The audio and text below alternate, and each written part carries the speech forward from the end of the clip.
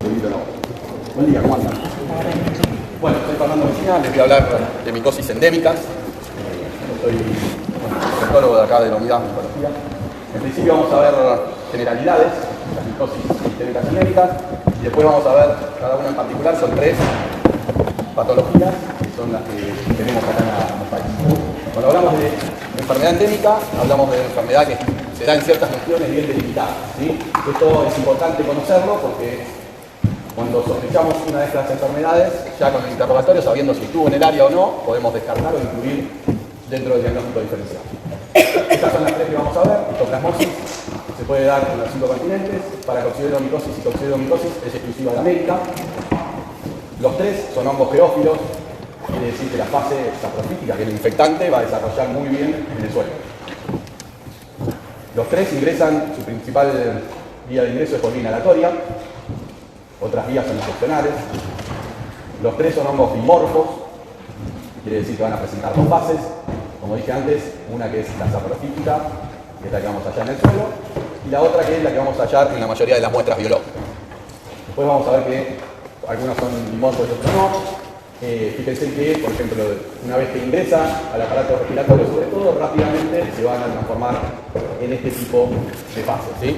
Esto es importante saberlo porque el paciente que tiene esta fase en su, por ejemplo, en su muestra respiratoria, en su catarro, sobre todo, no es la fase infectante. Entonces estos pacientes no contagian con cualquiera de las 3 enfermedades. Esto es lo que podemos ver en una anatomía patológica, o sea, siempre que hagamos una biopsia profunda o que analicemos el material de un tejido, vamos a ver granuloma con necrosis gaseosa. Esto no siempre se da porque el paciente que es inmunodeprimido por ahí no tiene la capacidad de formar granuloma. En la mayoría de los enfermos que tengamos una biopsia vamos a tener esto. A veces se ven elementos vinculables al agente etiológico y otras veces no, solamente vemos esto. Entonces hay que saber que siempre que tengamos este resultado, no solamente se puede dar con la tuberculosis, sino que las micosis endémicas también pueden presentarlo. Esto es un poco lo que les comenté, que la vía de ingreso es inhalatoria y la mayoría de las veces el paciente no presenta síntomas. Cuando presenta síntomas pueden ser muy limitados, o sea, inespecíficos, tos, fiebre, y rápidamente el paciente puede que resuelva ese cuadro clínico, con lo cual muchas veces no llegamos al diagnóstico definitivo, y solamente en un porcentaje cercano al 5% progresa lo que es directamente la enfermedad. O sea, teniendo la primera infección, directamente pasa lo que es la enfermedad, y esto tiene que ver con que es un paciente o inmunodeprimido o un paciente inmunocompetente con una gran cantidad de conidias que inhaló. Esto es importante entenderlo porque en muchos de los pacientes que nosotros vamos a ver en la sala, lo que se presenta no es el cuadro clínico cuando tienen el contacto con el agente etiológico, sino una reactivación secundaria. ¿Qué quiere decir la reactivación secundaria? Es un paciente que por ahí tuvo su primera infección hace 20 años y después, porque le dan corticoides, porque le dan un inmunomodulador, porque contrae HIV o por cualquier otra circunstancia, tiene una reactivación, ¿sí? O sea, queda un poco quiesciente o latente en algún ganglio habitualmente y a partir de ahí se reactiva. Digo que es importante, sobre todo para entender, porque uno siempre piensa que ingresa por vía inhalatoria, siempre vamos a ir a buscar que tenga patología pulmonar, y por ahí nos encontramos con que tiene una placa de tórax normal. Bueno, esto es porque por ahí reactivó a partir de una adenopatía distal y tiene un foco por ahí en piel y no tiene compromiso pulmonar. Hasta ahí las generalidades. No sé si quieren preguntar algo de generalidades o seguimos. Bueno, como decía, la histoplasmosis es, digamos, la patología de la red la más frecuente. Se da en los 5 continentes. Fíjense que en América, sobre todo en la Argentina, se ha extendido la zona endémica. Prácticamente toda la Argentina es zona endémica, así que algunos ya hablan de que no es una enfermedad endémica, sino que ya no se extiende a todo el país. Como dijimos antes, la fase micelial desarrolla bien en el suelo y se ve favorecida por las excretas de estos animales, ¿sí? Que son las aves de corral y los murciélagos. Este microorganismo es dimorfo, ¿sí? Pero además de ser dimorfo, tiene dimorfismo térmico. O sea, si nosotros una muestra, sea del suelo o sea una muestra biológica, la sembramos en el mismo medio de cultivo y la incubamos a 2 temperaturas, 28 y 37 grados, va a crecer a 28 la fase saprofítica, a 37 la levadurífera. El agente causal es Histoplasma capsulatum, hay subespecies, esto no es trascendente que ustedes lo conozcan, hoy se habla de genotipos, ¿sí? Que son estos, mezclados. La realidad es que clínicamente no hay mucha diferencia, así que no hace falta que los memoricen. Dijimos de vuelta, hongodimmorfo, geófilo, ¿sí? En el cual en el tejido vamos a ver estas levaduras que son muy pequeñas. Fíjense que dentro de un macrófago en el citoplasma vemos varias levaduras que en general tienen un núcleo que se llama, digamos, un único núcleo que es polar, o sea, hacia uno de los extremos. Eso es lo característico. Esa muestra, si la incubamos a 28, va a crecer la fase saprofítica. significa que macroscópicamente la vamos a ver como un micelio algodonoso blanquecino, y si tomamos parte de este cultivo y lo miramos al microscopio, vamos a ver las macroconillas típicas, o sea, no vamos a ver solamente las macroconillas, pero es hifas con microconillas, que son estas que están acá, y las macroconillas verrucosas. A 37 grados, ya la colonia es más bien cremosa, y vamos a ver las levaduras. Pasamos a la parte de la química, ¿sí? Vamos a dividirlo acá en inmunocompetente e inmunodeprimido, como para entenderlo un poco mejor. En el inmunocompetente dijimos que la mayoría de las veces la infección era asintomática, que podemos tener una preinfección pulmonar aguda, que podemos tener una infección pulmonar crónica acabada, o que podemos tener manifestación de hipersensibilidad. Ahora después la vamos a ver de ahora. En el inmunocomprometido vamos a tener siempre formas diseminadas. La vamos a clasificar en aguda, subaguda o crónica. Bien, como sabemos, en el paciente asintomático que tuvo el contacto, en realidad si está asintomático nunca lo vamos a sospechar. Esto es a través de una prueba intradérmica, esta es la histoplasmina, que es exactamente igual que la PPD, nada más que acá cambia el antígeno, y que nos sirve sobre todo no para diagnóstico, sino para delimitar áreas endémicas, para saber dónde verdaderamente está circulando este patrón. Gracias. La preinfección pulmonar aguda es aquella que el paciente presenta síntomas cuando se preinfecta. En general dijimos que esto va a depender del número de conillas inhaladas, y el cuadro va a ser en general pseudogripal. ¿Qué es pseudogripal? Bueno, dolor pleurítico, tos, expectoración, fiebre. Generalmente se da un infiltrado bilateral, normalmente son retículos nodulillares o nódulos bilaterales que predominan en el tercio medio de ambos territorios. Esto es más o menos eso. ¿Cuál es la histoplasmosis pulmonar crónica acabada? Es lo que vimos recién, pero es un paciente que no logra resolver ese cuadro primario. O sea, en general se da en pacientes que tienen algún tipo de alteración estructural del pulmón o algún tipo de alteración de la inmunidad local del pulmón. O sea, si tuviera una alteración inmunológica sistémica, probablemente progrese y haga una diseminada. Si es un paciente por ahí fumador, ¿sí? Sobre todo, o un paciente con enfisema, evidentemente por ahí no logra controlar la infección y hace una forma crónica excavada, que es la que vamos a ver acá. Son cavidades que en general se dan de los vértices, ¿sí? Esto es muy semejante a un cuadro de tuberculosis, porque el paciente va a tener tos, expectoración, probablemente sudoración nocturna, algo de pérdida de peso. Habitualmente, si vemos esta placa, pensamos en tuberculosis, bueno, hay que incluir la histoplasmosis dentro del diagnóstico diferencial, sobre todo cuando tenemos una vaciloscopía en cara. Y después tenemos la manifestación de hipersensibilidad, que son las respuestas exageradas al contacto con el agente biológico. O sea, vamos a tener un eritema nodoso, un derrame pleural, una pericarditis. Esto es raro de ver, pero bueno, hay que conocerlo. En las formas diseminadas, en general, son pacientes que están muy inmunodeprimidos. Esto es menos 50 CD4, puede tener menos 50 CD4, es una subaguda, pero en general son pacientes que hacen formas, digamos, rápidamente evolutivas, en las cuales el paciente entra en shock séptico muy rápidamente. ¿Sí? Y en general lo que vamos a ver en la placa de pulmón, un distrés respiratorio. En cambio, la forma diseminada subaguda son los pacientes que van a ver seguramente en la sala, que vienen perdiendo peso, ¿sí? Que tienen una hepatosplenomegalia, que tienen poliadrenopatía, sobre todo a nivel abdominal, y que frecuentemente tienen compromiso no solamente del pulmón, sino lesiones cutáneas. Las lesiones cutáneas son muy variables, o sea, la lesión elemental puede ser desde una pápula, un nódulo, un tubérculo, un goma, ¿sí? Lo más frecuente de ver son las pápulas, ahora después lo vamos a ver. Esto es lo que les decía antes, podemos tener un paciente con una enfermedad diseminada y el pulmón está indexo, ¿sí? O tener directamente, cuando hacen la fungemia, un compromiso pulmonar por siembra de patógenos, ¿sí? Esto es una placa biliar y esto es igual que la tuberculosis también.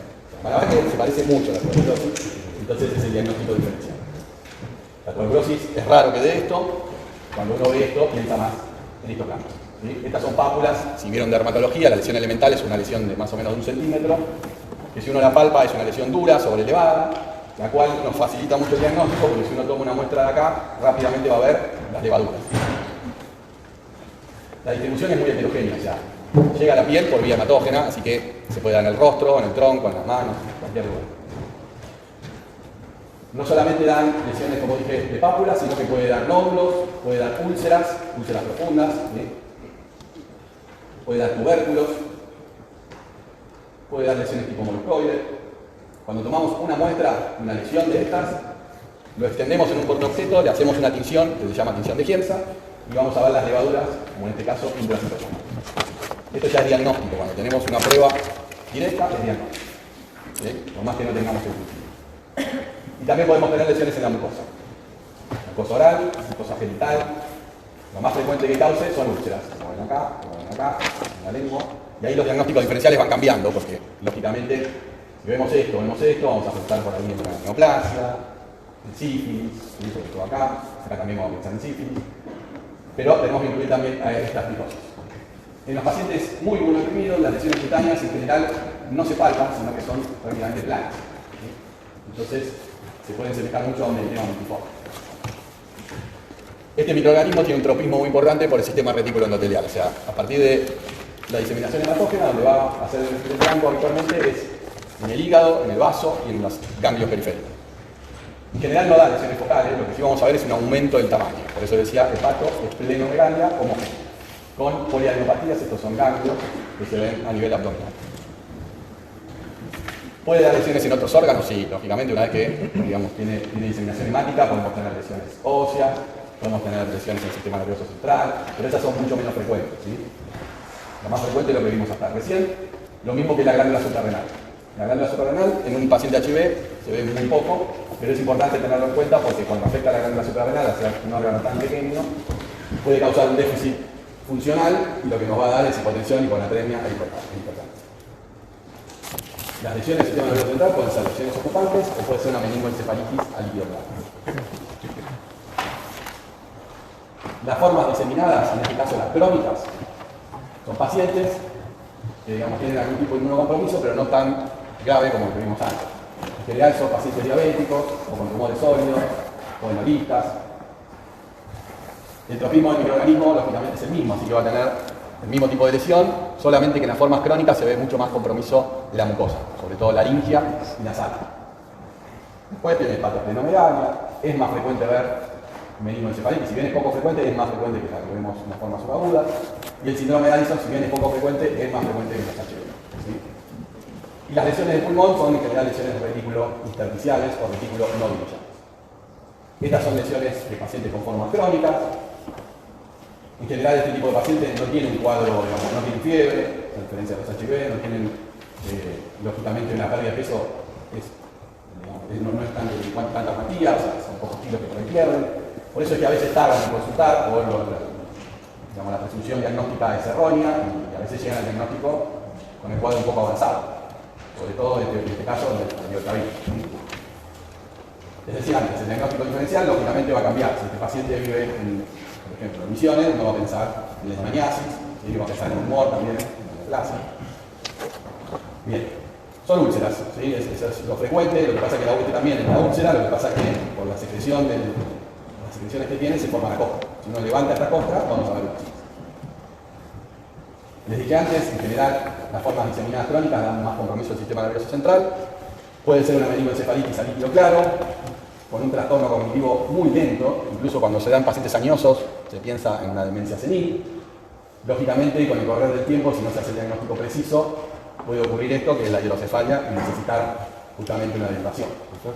Una pregunta. Sí. Entonces, las formas pacientes inmunocompetentes son más que nada localizadas a nivel pulmonar. Claro, el inmunocompetente joven puede presentar la enfermedad, sí, porque se inhala una gran cantidad de conidias.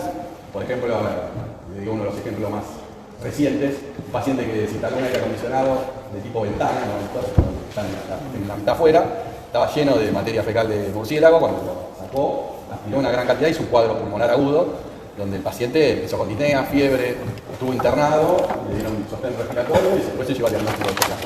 O sea, era un paciente inmunocompetente joven y tuvo igual. Lo que pasa es que en esos casos no va más allá del pulmón. La forma que ya ponen una depresión, ya sí. La forma de diseminar, tipo más sí. Más que nada a nivel cutáneo y sistema nervioso central. En las formas crónicas, más lesiones de mucosa y sistema nervioso central, bastante, igual, a ver, esto tampoco es muy frecuente. En las formas crónicas esto representa un 10%. Lo más frecuente es lesiones de mucosa, hepatosplenomegalia, pérdida de peso, por ahí compromiso pulmonar. Son todos los pacientes, igual uno intenta darle una clasificación, pero no son todos los pacientes iguales. O sea, la clasificación es para ordenarnos, para entender la patología, para darle un tratamiento puntual. Pero los pacientes no responden todos igual, así que no es... ¿El tiempo cuánto sería más o menos? El tiempo de evolución es difícil de estimar, porque muchos de estos son reactivaciones secundarias. O sea, por ejemplo, un paciente se primo infectó, está asintomático, tiene un cuadro asintomático, pasan 30 años y padece una diabetes. Y esa diabetes no le da mucha importancia, entonces tiene por ahí glucemia muy elevada y reactiva la hepatoplasma. Entonces el tiempo de evolución, bueno, lo puedes estimar. Pero en las formas crónicas y subagudas es lento. Es lenta evolución. Bueno, para hacer llegar al diagnóstico nos basamos en varias metodologías. Estos son los hemocultivos. Siempre tener en cuenta que el hemocultivo nos va a dar mucho rédito en los pacientes inmunodeprimidos. Los HIV, los oncomatológicos, en los pacientes que realmente no está trasplantado. En las formas crónicas es raro que el hemocultivo, porque no está haciendo fungemia permanente, es raro que nos dé un resultado positivo. Sí tener en cuenta que el hemocultivo, este es el de bacteriología habitual, este no sirve, ¿sí? para la histoplasmosis, tiene que ser un automatizado especial, que es el Mucolytic, o el de centrifugación. Es un microorganismo de lento crecimiento, fíjense que tarda en crecer entre 14 a 28 días. Y como les dije antes, lo sembramos siempre a las 2 temperaturas. Hoy por suerte está esto, que es el antígeno de orina, el antígeno urinario de histoplasma.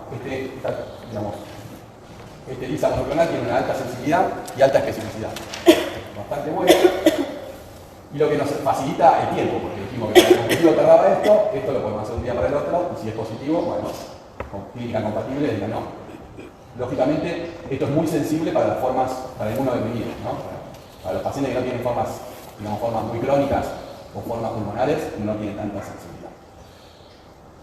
Para el diagnóstico nos vamos a basar en la presentación clínica. Si el paciente es pectora, vamos a pedir un catarro. Si el paciente tiene una inmunodepresión, vamos a pedir un hemocultivo.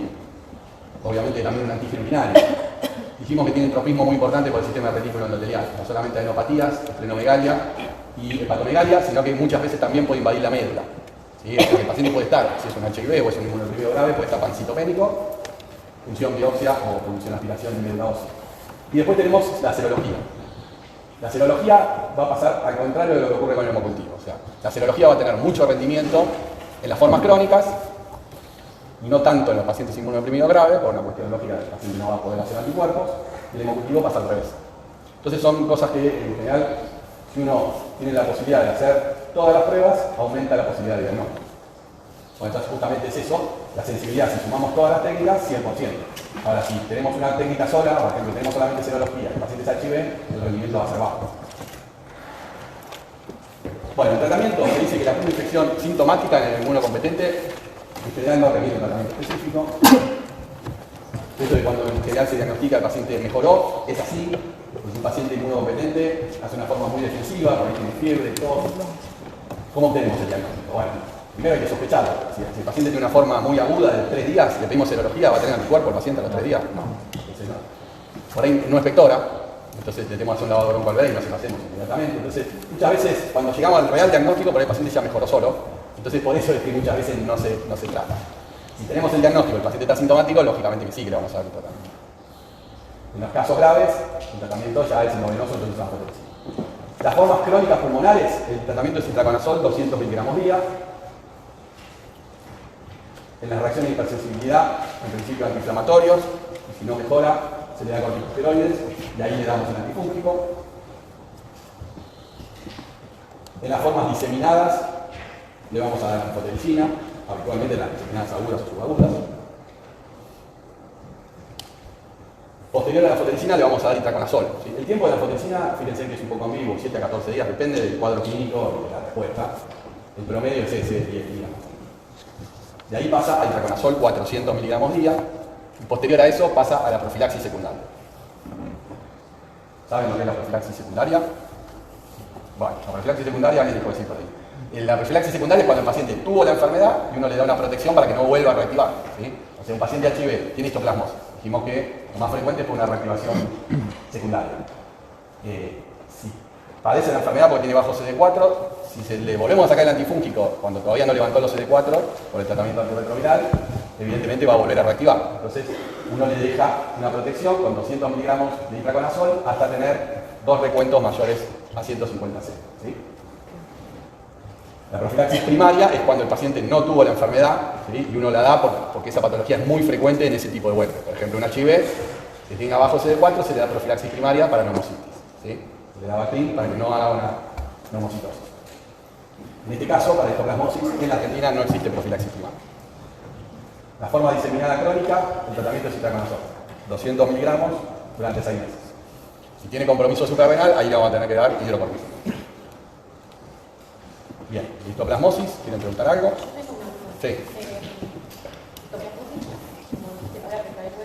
Sí. Y en leishmania, las úlceras, Sí. no comprometen, por lo menos en las neuronales no comprometen No. el hueso. ¿En esto pasa lo mismo o puede llegar a afectar el Es muy raro que haya una progresión desde la No mucosa. es por continuidad. No, exactamente. Las lesiones óseas que viste son diseminación hemática con impacto óseo y no por progresión de la mucosa. Y además son, por ejemplo, lo más frecuente de los impactos óseos es los que hacen fulgemias constantes, que son los pacientes inmunodeprimidos. Bien, no sé si alguien quiere preguntar algo más. Claro. A ver, no es que sea más significativa. El problema es la reacción inflamatoria. O sea, es muy probable que el paciente que tenga una forma subaguda, paciente HIV o 20 CD4, tenga levaduras en la suprarrenal. ¿Sí?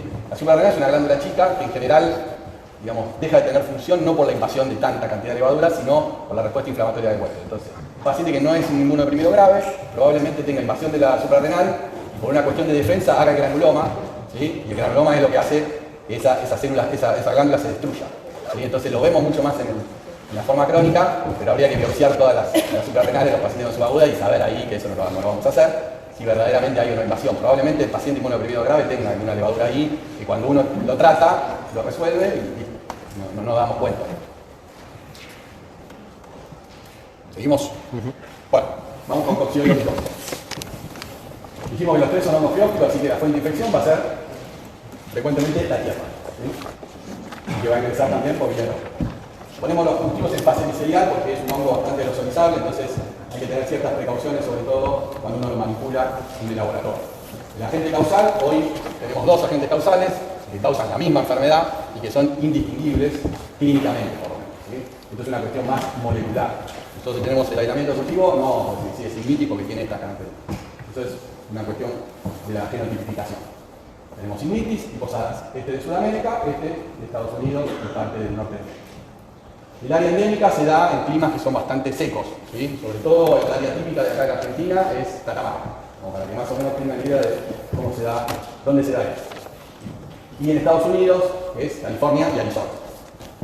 La zona de México es la zona que está lindante con Estados Unidos y después se da en ciertos lugares, que ahora vamos a ver, que son estos que están acá, que es sobre todo el Ceará de Brasil. Acá está un poco extendido el mapa, no están así. Pero el foco fundamental que nosotros tenemos que saber dónde se da es en la zona precordillerana central de la Argentina, Catamarca dijimos, en La Rioja también, se da en Jujuy y Salta también, en la zona que está pegada a la cordillera, y no mucho más, en San Luis, en el norte de San Luis puede haber también, y lo que es la parte de Paraguay, el Chaco paraguayo. Y esos son los pacientes que solemos ver nosotros. Como dijimos, clima árido, y esta es una foto para que interpreten el tipo de vegetación y el tipo de suelo que hay en ese lugar. Y como dijimos antes, es un hongo que tiene dimorfismo, o sea, vamos a obtener del suelo, vamos a ver que tiene hifas con artroconidas y estas artroconidas que van a ser los elementos infectantes. Y una vez que está en el aparato respiratorio, termina la fase de feras. Son estas que ven acá, son elementos bastante más grandes de lo que hemos visto antes, con endopores. Desarrolla muy bien en el suelo, incluso infecta a muchos de los animales que habitan la zona, sobre todo roedores, murciélagos. Estos animales no transmiten la enfermedad, pero sí perpetúan el ciclo en el suelo. ¿Cuál es el cuadro de primera infección? En general, el cuadro de primera infección es bastante más semejante a una neumonía bacteriana de lo que vimos con estoplasmosis. Vieron que las lesiones reticulonucleares laterales. Bueno, acá en general lo que vemos es una zona de consolidación. Y el cuadro también se parece bastante a una neumonía bacteriana. O sea, vamos a tener fiebre, tos y dolor pleurolítico, eso es lo típico. Y a veces se parece. Estas son neumonías redondas que se han visto en pacientes con coccidiomicosis acá. Lógicamente acá en Buenos Aires, como no es zona endémica, no tenemos cuadros de primera infección aguda. Es raro, tiene ese paciente que justo viajan hacia Buenos Aires. Y tenemos también las fenómenos de hipersensibilidad que, a diferencia de lo que vimos antes, son los mismos, perdón, el mismo cuadro, solamente que acá sumamos la conjuntivitis celular, que es esto que ven acá. Clínicamente, la vamos a clasificar en prima infección pulmonar asintomática, prima infección sintomática, neumopatía persistente, que es la prima infección sintomática que en el término de 4 a 6 semanas no mejora. Y esta diferencia en la clasificación tiene que ver con que estos pacientes no le dan tratamiento y ya cuando el cuadro es de larga evolución uno decide darle el tratamiento. Por eso es que se llaman así. Coccidiomicosis pulmonar crónica acabada y las formas diseminadas, subagudas y crónicas. La neumopatía persistente vimos que solamente es un concepto que tiene que ver con la no resolución del cuadro. Entonces pueden ser desde neumonías extensas hasta nódulos que se estabilizan. Pero también tenemos la neumopatía crónica acabada. Fíjense que esto bien podría ser una histoplasmosis, ¿sí? O podría ser una tuberculosis. O sea que a veces las diferencias, digamos, en cuanto a la clínica, no las encontramos, y ahí nos tenemos que basar sobre todo en los datos epidemiológicos para ver si incluimos o no. Por ejemplo, si este paciente puede ser de Catamarca y está viviendo ahora en Buenos Aires, tenemos que incluir la coccidioidomitosis, tenemos que incluir como diagnóstico diferencial a la histoplasmosis, a la tuberculosis, y para coccidioidomicosis no. ¿Sí? Ahora podemos ver la zona endémica de la coccidioidomicosis. En cambio, si este paciente es de una zona, por ejemplo, de Buenos Aires, y nunca salió de Buenos Aires, la coccidioidomicosis no se podría dar. ¿Sí? Esta es una lesión cavitada, que en realidad tiene una bola fúngica y es por coccidioidomicosis. Las formas diseminadas, en general, dan lesiones micronodulizares bilaterales, o sea, lesiones biliares. ¿Qué otras cosas vamos a encontrar en las formas diseminadas? Bueno, lo más frecuente de ver en estos pacientes son las polianopatías y sobre todo polianopatías a nivel cervical. ¿Sí? Otro dato diferencial es la eosinofilia, que se da entre un 20 y un 30% de los casos. Y después el cuadro clínico es bastante semejante a lo que vimos en histoplasmosis. Hepatosplenomegalia, anemia en los trastornos crónicos, pérdida de peso, cirrosis. Esta es una de las adenopatías a nivel cervical, esta es otra. Muchas veces estas adenopatías fiscalizan y eliminan este material purulento. En micología, a diferencia de lo que es en bacteriología, nos sirven todas las muestras, ¿sí? Porque uno no va a pensar en algo contaminante sin una esfera, ¿sí? Así que podemos aspirar ese material purulento que ya está saliendo por la fístula y verlo en un fresco. ¿Sí? Un fresco es poner en el portaobjeto una gotita de fisiológico, un cubre y mirarlo. ¿Sí? Y vamos a ver esta esfera, acá no se ven bien las poros, pero la tenía. Y eso ya es diagnóstico. En las formas extrapulmonares, o sea, formas diseminadas, no solamente vamos a tener compromiso ganglionar con predominio de la nivel cervical, sino que frecuentemente vamos a tener lesiones cutáneas, fíjense que no son siempre elementales básicas de tener pápulas solamente, sino que podemos tener, como vimos antes, diferentes tipos de lesiones. Las lesiones óseas son más frecuentes, se ven en general la osteomielitis crónica, o sea, visualmente en una radiografía son indistinguibles de la osteomielitis crónica, pero que suelen fiscalizar hacia arriba. ¿Sí? Y ahí de vuelta, si tenemos el material de la fístula, podemos visualizar. Lo mismo pasa con los ganglios. En general, si fisculizan podemos tomar y si no, hacemos una punción de aspiración. La meningoencefalitis acá es bastante más frecuente en las otras dos enfermedades que vamos a ver, y en general es una meningoencefalitis a líquido claro. ¿Sí? O sea, le vamos a hacer la punción lumbar en el físico-químico, vamos a ver que es un líquido, digamos, claro, el cual va a tener hiperproteinorraquia e hipoglucorraquia. Esas son las dos características más importantes y que, digamos, vamos a tener que diferenciar de otras enfermedades, sobre todo vamos a tener que encontrar con el y el síndrome de Addison, que también aparece en el enfermedad. Lesiones óseas que fiscalizan, como les dije antes, lesiones en piel, que pueden ser desde úlceras, costras, lesiones vegetantes, hidrocefalia en un paciente que tiene meningoencefalitis, ¿sí? Y la muestra, ¿cuál es el procedimiento diagnóstico? Bueno, una muestra biológica para hacer examen directo y cultivo. Este hongo es un hongo dimorfo, pero a diferencia de los otros dos que vamos a ver, este no tiene dimorfismo térmico. O sea que la misma muestra la sembramos a 28 o a 37 y va a crecer la fase micelial. ¿Sí? Para que tener la fase de esferas, o tenemos que ver el directo, o si queremos tener cultivo, tenemos que sembrarlo en un medio especial. Estas son esferas que se ven en el fresco, en un dibujo, y esta es la fase saprofítica. Como hemos dicho, tenemos hifas con artrogonidos. Inicialmente les dije que si veíamos un granuloma podíamos no ver los elementos fúngicos. Bueno, en el caso de la coccidioidomicosis, como son elementos bastante más grandes, se pueden ver frecuentemente. Lo que pasa es que a veces no lo vemos perfecto. Fíjense, esta esfera está rota acá y quién puede asegurar que esto es una esfera de coccidioide. Podemos sospecharla, pero a veces no somos contundentes en la histopatología. Por eso en la micología siempre decimos que cuando tenemos la sospecha clínica, no siempre nos va a resolver, al contrario, pocas veces nos resuelve la histopatología. Entonces, si vamos a biopsiar en tejido profundo, sobre todo cuando es de difícil acceso, como puede ser una adenopatía intraabdominal o una lesión del sistema nervioso central, hay que pensar antes a dónde vamos a mandar la muestra. Porque a veces el histopatólogo no nos resuelve todo. Entonces después no podemos volver atrás y volver a biopsiar el cerebro. O sea, hay que pensarlo antes y ver a dónde vamos a mandar. O sea, lo lógico es una muestra en forma de anatomía patológica, otra muestra en fisiológico al estudio microbiológico. La fase inicial va a desarrollar estas colonias que son blanquecinas, que se tornan después acanaladas y que cuando las vemos en la disociación, que es tomar parte de ese cultivo y mirarlo, vemos las artrogonias. La serología es muy útil, inmunodifusión y contrainmunoelectroforesis son las que usamos nosotros. La intradermorreacción puede ser útil, sobre todo para saber si el paciente tuvo contacto con el agente etiológico, no es una prueba diagnóstica. En este caso, la intradermorreacción es con coccidoidina, el antígeno de coccidoide.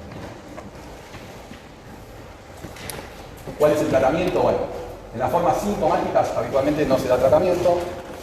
¿Cuándo vamos a dar tratamiento? Bueno, cuando el paciente tiene ya de entrada una neumonía muy extensa que compromete más de un lóbulo, o en huéspedes especiales, una embarazada, por ejemplo. Siempre pensar en qué tipo de medicación le vamos a dar, porque la embarazada no va a poder recibir azotes. ¿Sí? Pero el tratamiento habitual de la primera infección, si la vamos a tratar, es itraconazol 400 miligramos. Lo mismo en la neumopatía persistente. Es igual, itraconazol 400 miligramos. El compromiso del sistema nervioso central, ahí el itraconazol no lo vamos a utilizar porque no llega bien al sistema nervioso central. Entonces el tratamiento es anfotericina más fluconazol a dosis de 800 miligramos. En las formas diseminadas, habitualmente usamos anfotericina, lógicamente de formas agudas, ¿no? Y posteriormente itraconazol. Y acá pasa lo mismo. Si tenemos un paciente inmunodeprimido, hay que dejar una profilaxis secundaria. Esto no solamente se hace en el HIV. En el HIV es el paciente típico y uno donde tiene un registro fácil de decir, eleva los CD4 o suspende. Si el paciente es un diabético y no compensó nunca su diabetes, lógicamente hay que dejar una profilaxis. Si es un trasplantado y sigue con corticoides, hay que dejar una profilaxis. Hasta que compense su enfermedad de base. ¿Sí?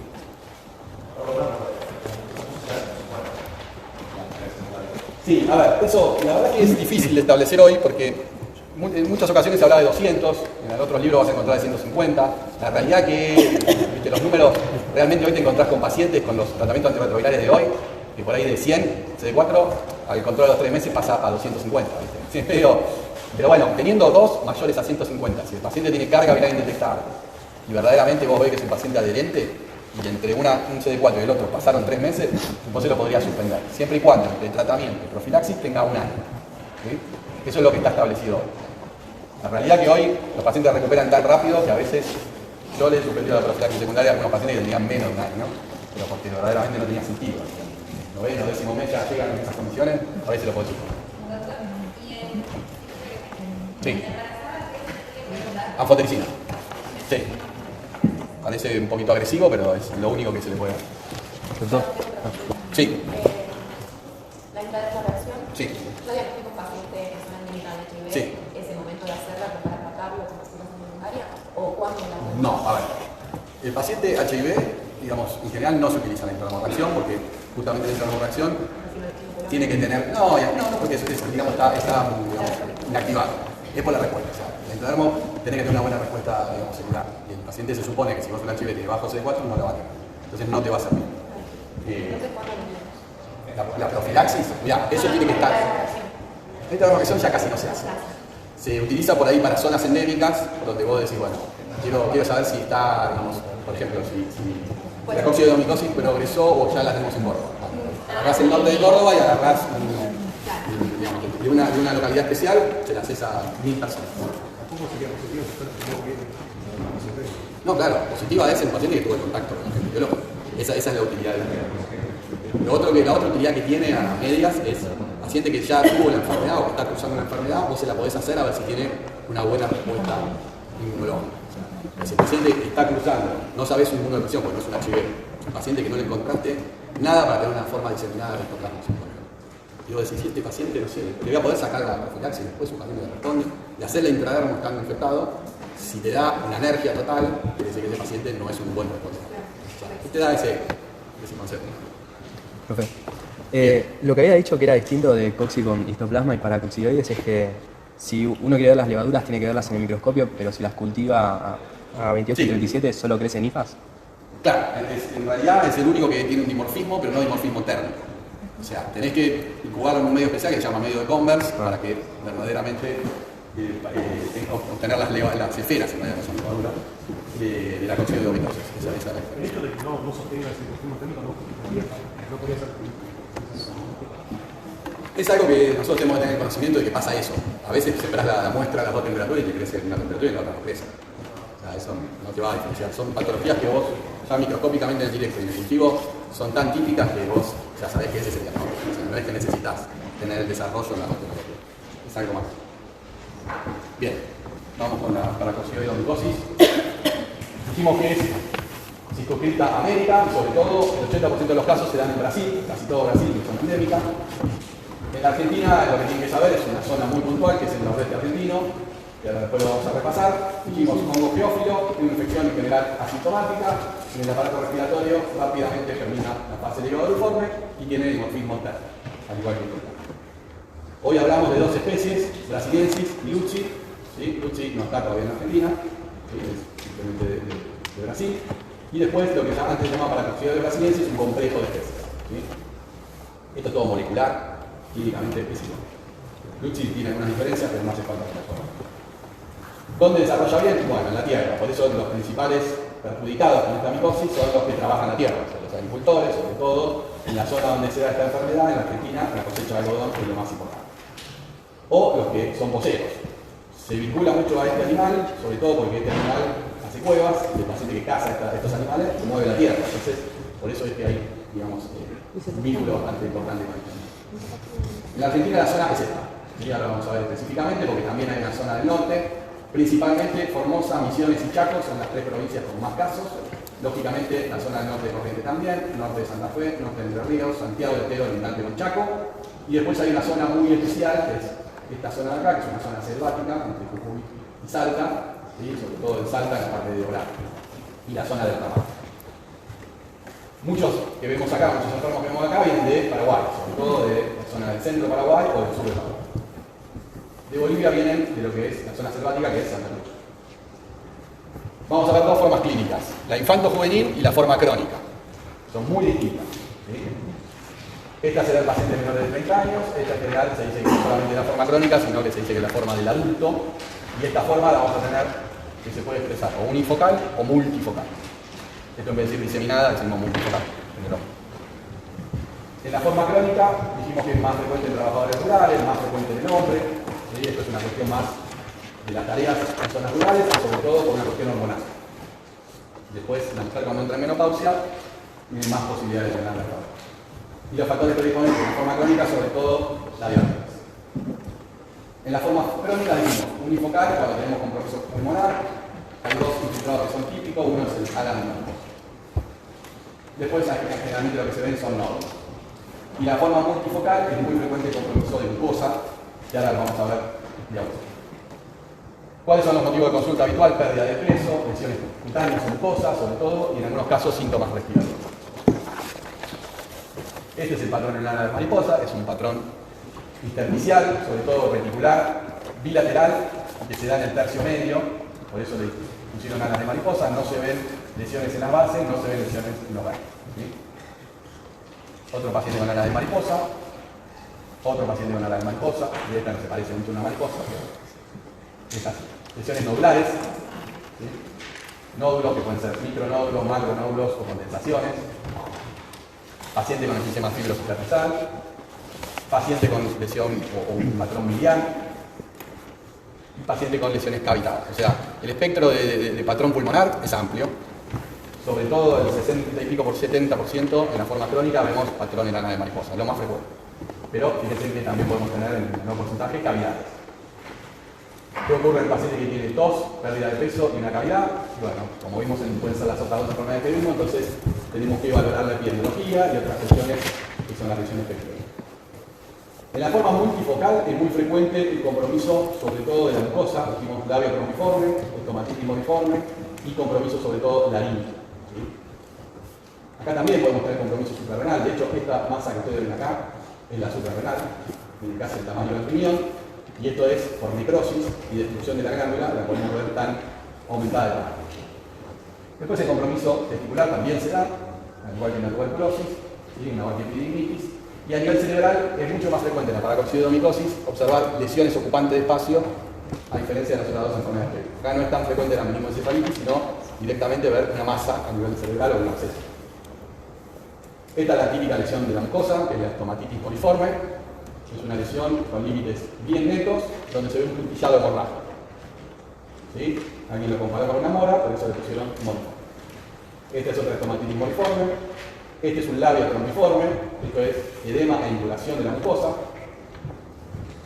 Y esta es la otra lesión de la mucosa, que es la gingivostomatitis expulsiva. ¿Sí? Esto es Está infiltrada en la mucosa de la encía, con lesiones granulomatosas en lesiones de la encía, con pérdida de expulsiva, porque al generarse ese granuloma ahí, se pierden las piezas dentales. Las lesiones de piel pueden ser pápulas, pueden ser úlceras, pueden ser lesiones costrosas vegetales. Hasta ahí la forma crónica. Vamos a la forma infanto-juvenil. Bueno, esta es muy particular, es muy diferente a lo que vimos. Se da en pacientes que están en zona endémica, menores a 30 años. Hay mayor diseminación hematógena. Entonces, al haber mayor diseminación hematógena, vamos a tener lesiones con distintos lugares del impacto. En el vaso, en el hígado y sobre todo poliadenopatías. Es mucho más frecuente con dolor articular y otros. Al ser pacientes jóvenes con lesiones tipo absceso o enopatías fluctuantes, es frecuente confundirlas, sobre todo en primera instancia, con lesiones hematológicas, ¿sí? Con hematológicas. Por lo menos primero se piensa en eso. Las lesiones suelen ser fluctuantes, o sea, uno puede palparlas, están reblandecidas, entonces podemos hacer una función de aplicación donde vamos a obtener las levaduras. Dijimos lesión, en este caso, digamos, diseminación hemática, absceso del psoas, absceso hepático, lesión osteoarticular, donde en cualquiera de estos lugares, ¿qué es lo que vamos a ver? Las levaduras, más o menos de unas 40 micras, o sea, 10 veces más grande que una levadura de histoplasma, con esta doble pared refringente, esto es típico que se ve en el fresco, una levadura de paracoxidomicosis, con los brotes. ¿Sí? Ahí está la levadura madre con sus brotes. Esta es la prueba que mayor rendimiento nos da, el examen directo que fue. Esos brotes pueden tener distinta distribución. Lo podemos ver así, y no vamos a decir que es un brote y no vamos a darle ningún nombre específico, o podemos decir en rueda de timón o rueda de carro, o en Mickey Mouse, no siempre se ven tan perfectos. Este es un brocot, lo anterior era un giemsa, o sea que no solamente lo vamos a ver en el fresco, sino en el giemsa, en el brocot, y hasta lo podemos ver en el grano. Acá nos ayuda mucho la serología, porque no hay una prueba de antígeno como vimos en histoplasma, y la serología habitualmente tiene su rendimiento en las dos enfermedades, tanto en el infanto juvenil y la otra esclerosis, tanto en el infanto juvenil como en el infanto. La serología puede ser por inmunodifusión, por fijación de complemento o por contrainmunoretrovirus. Esto es lo mismo de la corrección, que tiene la misma utilidad que vimos antes. En los pacientes HIV vemos más lesiones cutáneas o lesiones de la mucosa. Y lo importante a destacar, en la forma infanto-juvenil no solemos tener lesiones pulmonares. Habitualmente es raro de ver, en un porcentaje muy bajo se puede ver en el parénquima un patrón biliar, pero habitualmente la placa es normal, o lo que vemos es ensanchamiento del mediastino por adeenopatías en el mediastino. ¿Sí? En cambio, en la forma crónica, lo más frecuente de ver es el ala de Montosa. ¿Qué es lo otro a destacar? Bueno, la serología, como les dije, mucho rendimiento en las formas crónicas, no tanto en el infanto juvenil, y acá los hemocultivos no rinden ni para una ni para otra forma. Esto es lo que les decía de la intermorreacción, tiene valor pronóstico, no tiene valor diagnóstico. Y en los cultivos, este microorganismo tiene dimorfismo térmico, o sea que a 28 grados vamos a tener la fase filamentosa, son las lamidoporas intercalares, que ven acá, y a 37 grados la levaduriforme, que es esta, una colonia cremosa con la levadura hidroclorada. Tratamiento. La forma crónica, itraconazol. Fíjense que la dosis más baja de itraconazol que vimos hasta ahora, con 100 miligramos día, suele ser suficiente. ¿Cuáles son las situaciones especiales? Bueno, que tengamos además de la paracoxidomicosis, que ese paciente tenga también tuberculosis, entonces la rifampicina nos impide usar esta droga. Y una opción terapéutica es el cotrimoxazol, el trimetoprima-sulfamethoxazol. Sirve no solamente para estos casos particulares, sino también es el tratamiento de las lesiones del sistema nervioso central. En la forma infanto-juvenil, habitualmente se utiliza trimetoprima-sulfamethoxazol, porque tanta enopatía a nivel intestinal muchas veces nos impide la buena absorción. Y el tiempo de tratamiento va a depender de la droga utilizada. Vimos que en las formas crónicas, si utilizamos itraconazol, van a ser 6 meses. Si utilizamos trimetoprima-sulfamethoxazol para una forma crónica, va a ser 1 año. En el infanto-juvenil, si utilizamos cotrimoxazol o trimetoprima-sulfamethoxazol, van a ser 2 años. Si utilizamos itraconazol, va a ser 1 año. Eso es todo.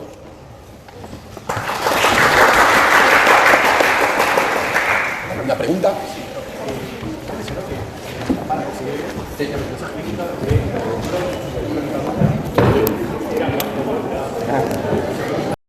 Plata de la sala de vino.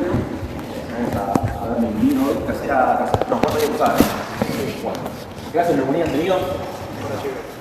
Varias. Varias, ¿no? Bueno, es un tema que es recurrente y es recurrente, ya vamos a ver por qué, en realidad por la frecuencia y la gravedad que puede tener. ¿Me escuchan hasta arriba? Vamos a intentar encararlo desde el punto de vista clínico, bien enfocado al manejo de pacientes en distintos ámbitos. ¿Sí? Así que les voy a traer varios conceptos que ya han tenido o que deberían tener en la cultura o que deberían al menos conocer. Vamos a hacer foco fundamentalmente en la neumonía de la comunidad. Vamos a nombrar algunas cuestiones de la experiencia hospitalaria. Primero, ¿qué es la neumonía? ¿Qué es una neumonía?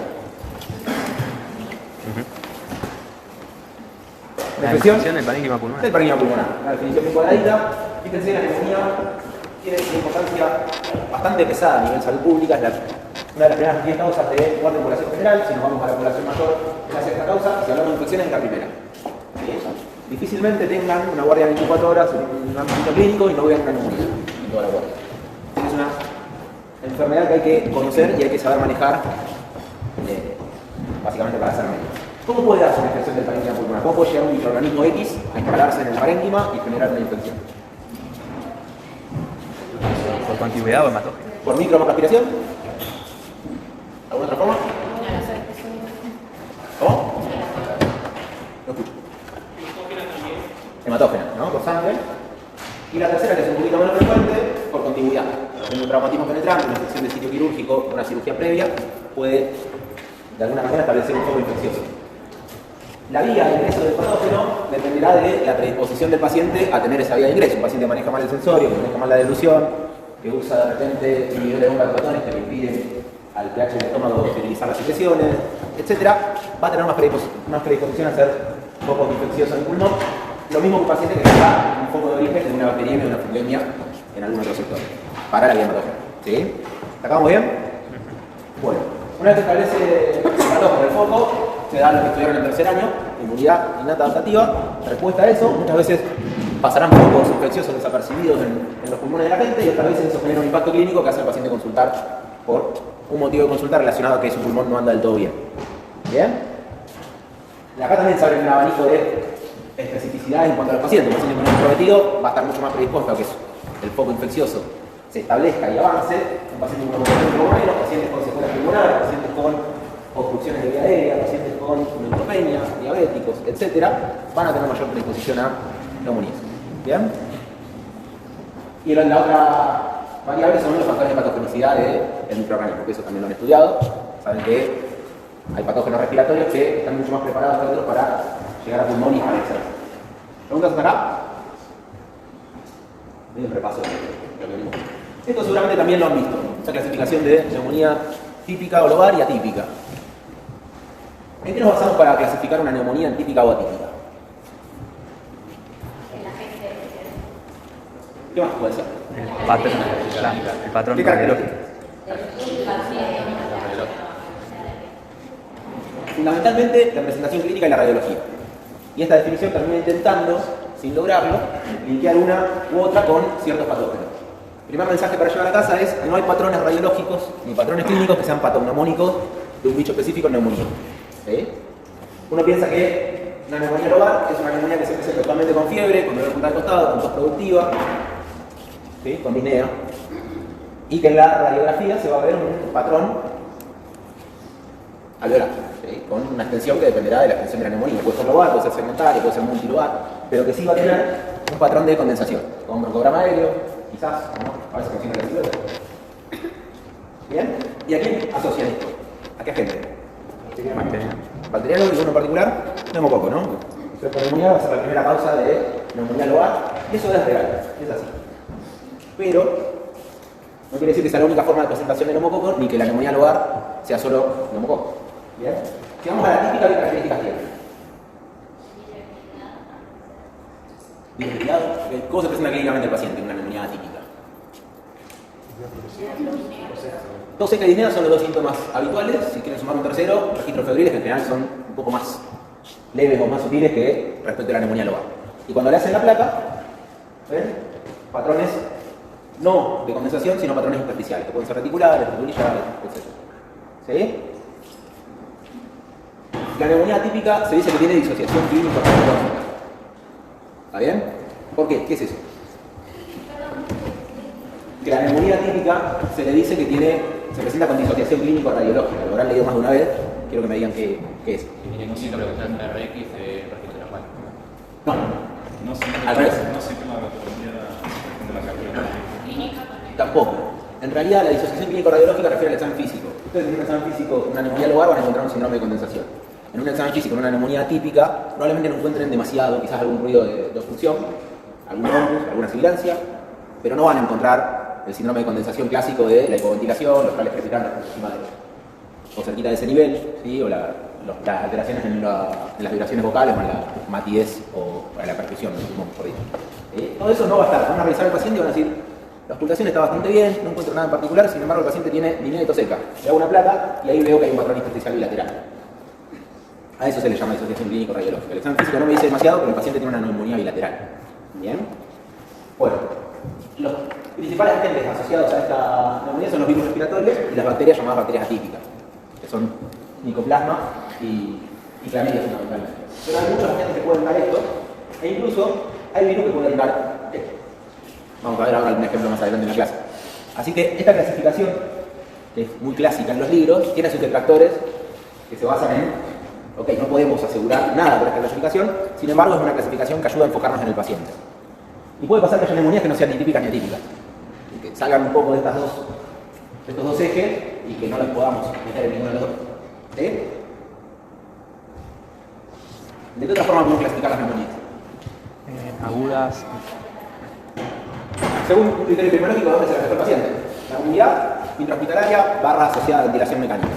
La neumonía es aquella que se da en un paciente que no tuvo contacto con el sistema de salud en el mes y medio, 2 meses, 3 meses antes, dependiendo de la clasificación o de la literatura que lean. ¿Sí? 30 a 45 son los plazos más aceptados hoy en día. En el otro polo está la neumonía hospitalaria, que es aquella que se da en un paciente que está internado hace más de 3 días y que no entró por una neumonía. No es una neumonía, la comunidad. ¿Bien? ¿Qué diferencia hay entre una y otra?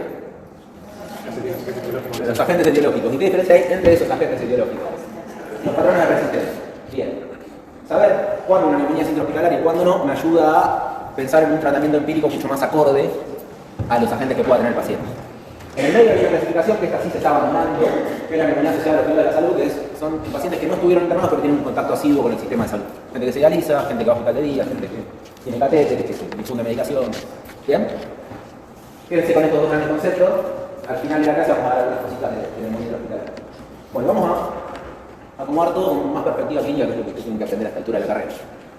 Nos consulta Manuel tiene 38 años, fuma, no tiene otros antecedentes de importancia según refiere, y viene con un cuadro de 72 horas de evolución, caracterizado por fiebre, cefalea en contexto de fiebre, se toma un ibuprofeno, le baja la fiebre, le baja el dolor de cabeza, y además tiene un dolor torácico punzante, y tos, que ahora se está volviendo más productiva con la recuperación de tos. ¿Qué le preguntan ahora? ¿Qué color es? ¿Qué color es? La filtración mucosa. Blanca, blanquita, amarilla. ¿Hace cuánto empezó con el cuadro? ¿Cómo? ¿Hace cuánto empezó con el cuadro? Da una vez. ¿Hace cuánto empezó con el cuadro? 72 horas. Allá de arriba están bloqueados los efectos.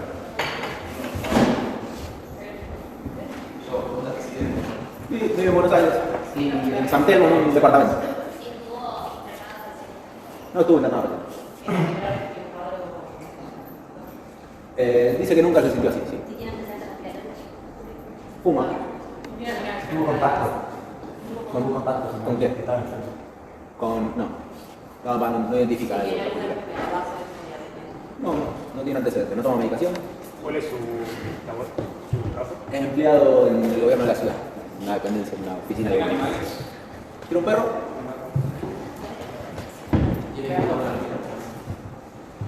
Dice que cuando camina a volver un poco le cuesta. ¿Tuvo disnea? Cuando caminó, sí, subió una escalera y le cuesta. Pero espontáneamente no tiene eso. Características, grado. Tienes una escala de 1 al 10, Claro. dolor punzante, 7, 8, 10 y te le bajas con analgesia. Ponele. Derecho. Sí, son muy bien. Es la primera vez que consulta, tomó vaina, tomó un profeno que tenía en la casa y no tomó otra cosa.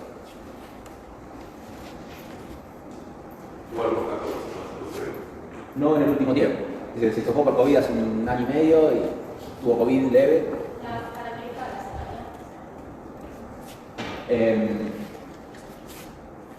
Frontotemporal no tiene una característica importante, no es un síntoma predominante en el cuadro.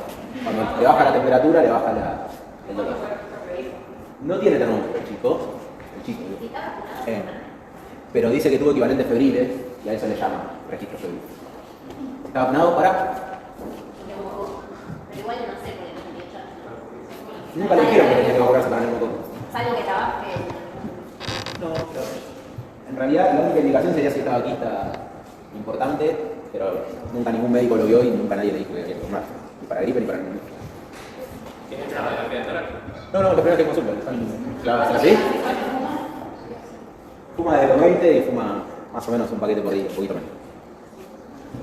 Bueno, ¿qué tan importante puede ser la anamnesis y la neumonía? No nos metimos todavía en el examen físico ni en el estudio complementario, pero un ratito lo terminamos de ver a Manuel.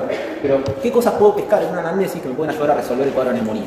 Algunas las preguntaron, otras no tanto, pero es importante el tema del contacto con animales, es importante qué actividad realiza el paciente, es importante con quién vive, es importante si viajó en el último tiempo, ¿sí?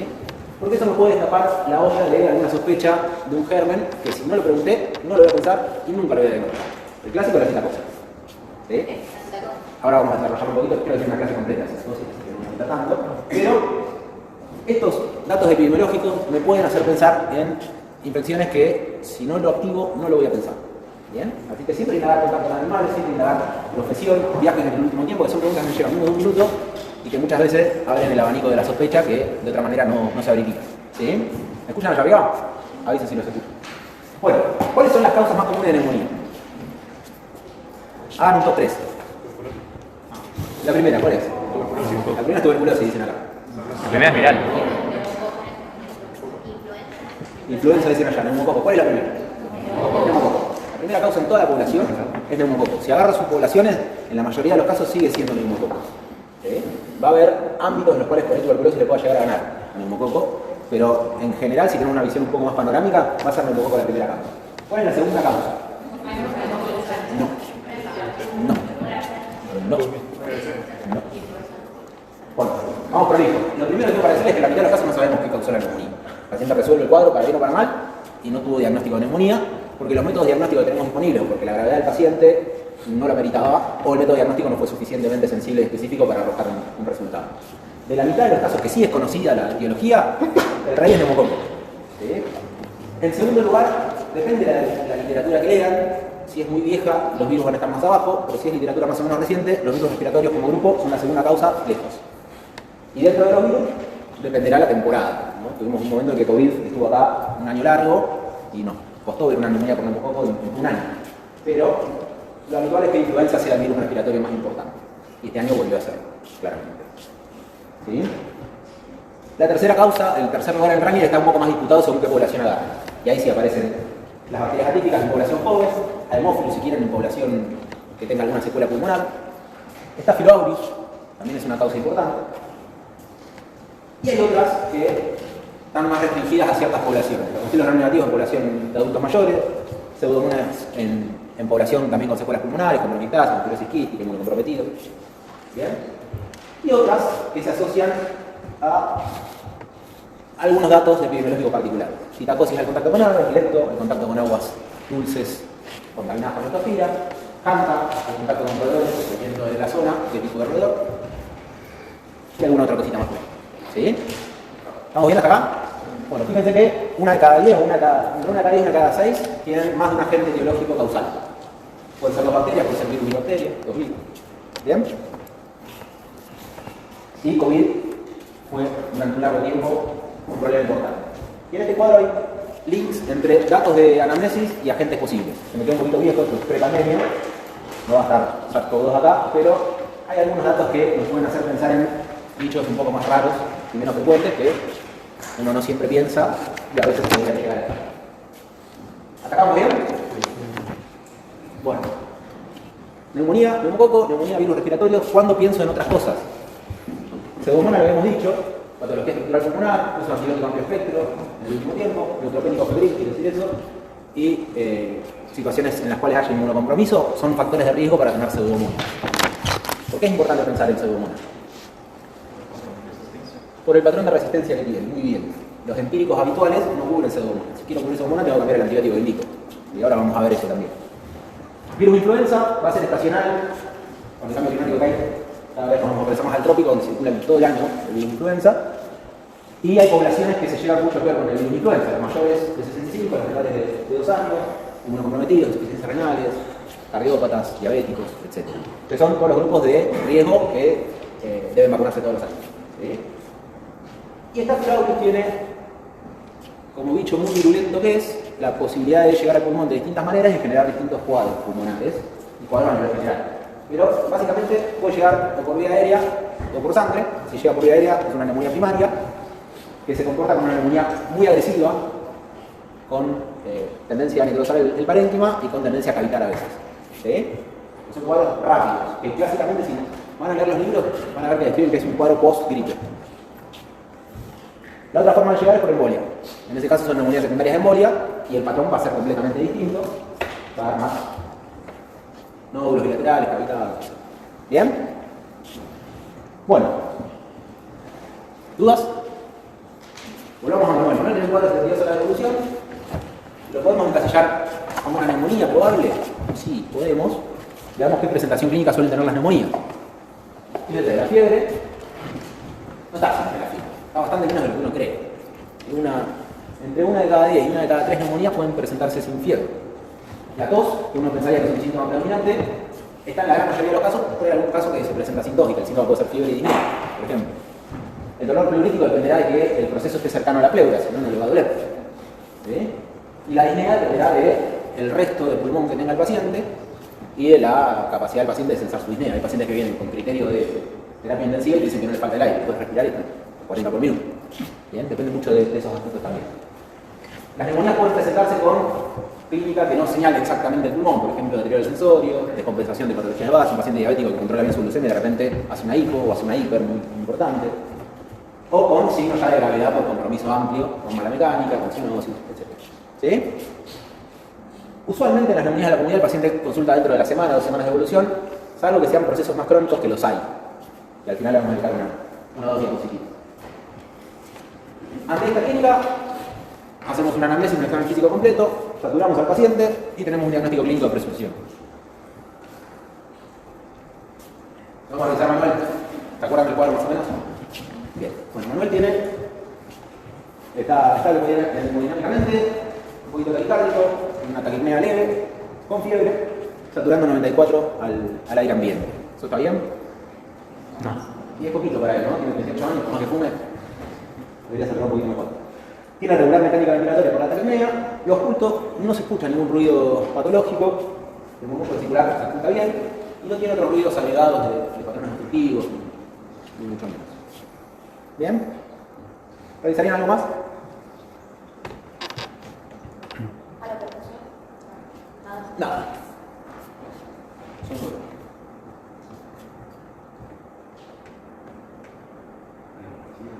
¿Le buscan adrenopatía? ¿Muy bien? No, no tiene adrenopatía importante, alguna chiquita cervical.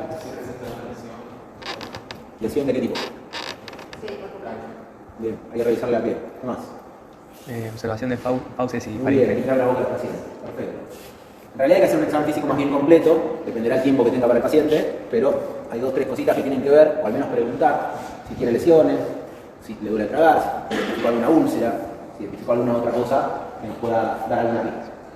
Algo importante, que es un dato que define la necesidad de una radiografía para diagnosticar una neumonía, es que el examen físico per se, fíjense, tiene una sensibilidad muy baja para identificar neumonías.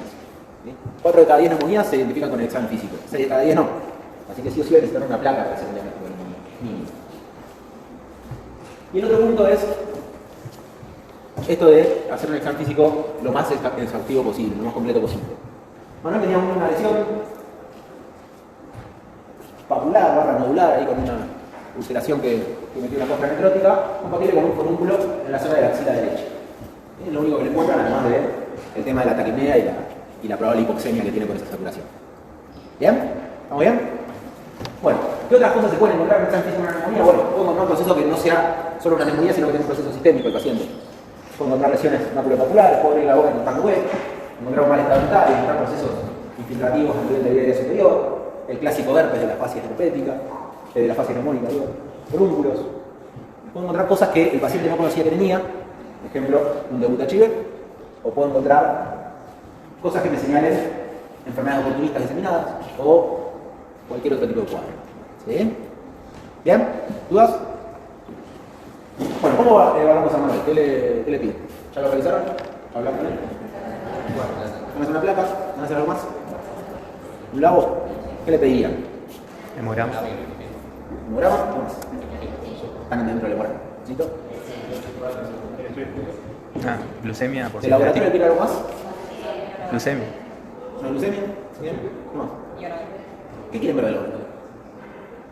¿Qué quieren ver del laboratorio? ¿Por qué le piden un laboratorio? Bueno.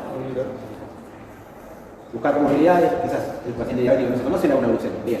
Le hago un hemograma, también bien. Quiero ver si está anémico, si no está anémico, si tiene una reacción de leucocitosis o no, qué fórmula predomina, eso me da información.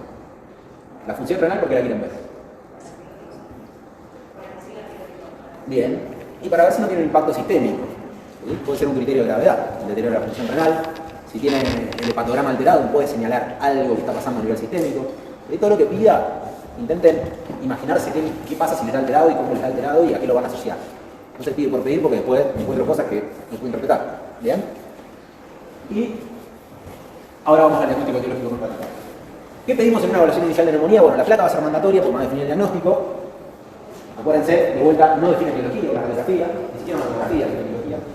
El laboratorio dependerá de cómo esté el paciente y qué características tenga el paciente. Si es un paciente con un cuadro leve, que voy a manejar ambulatorio y que no tiene comorbilidades, puedo no pedir un laboratorio.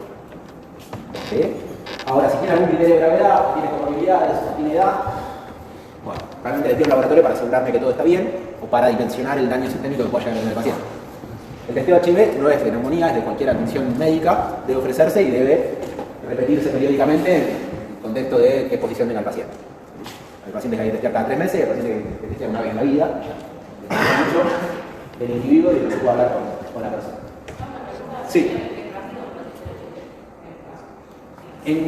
Va a haber casos de neumonía que vas a necesitar el test rápido, sí o sí. Y va a haber casos que no. Si lo tenés, lo podés ofrecer y hacer. ¿En qué casos, en qué tipo de neumonía ustedes pedirían sí o sí un test rápido? Por marcadora. Tuberculosis, microorganismos atípicos, pero todo eso no lo saben porque no es el diagnóstico. Cuadros constitucionales, puede ser qué tipo de neumonía. Hay una situación en la que realmente me cambia la conducta terapéutica si el paciente tiene HIV o no, en base a la sospecha que puede llegar a tener. Esa que hay que tratar primero. Si tiene una caverna, vas a pensar en tuberculosis. Con o sin HIV, medio como que no te va a cambiar tanto, pero podrías pedirlo. Las neumonías bilaterales, intersticiales, son la situación en la cual uno pide un test rápido. ¿Para qué? Exactamente. Pues el tratamiento de neumocistosis, que es la principal causa de neumonía bilateral intersticial en los pacientes HIV, es distinto. De PSP, de neumocistosis pulmonar. Bien.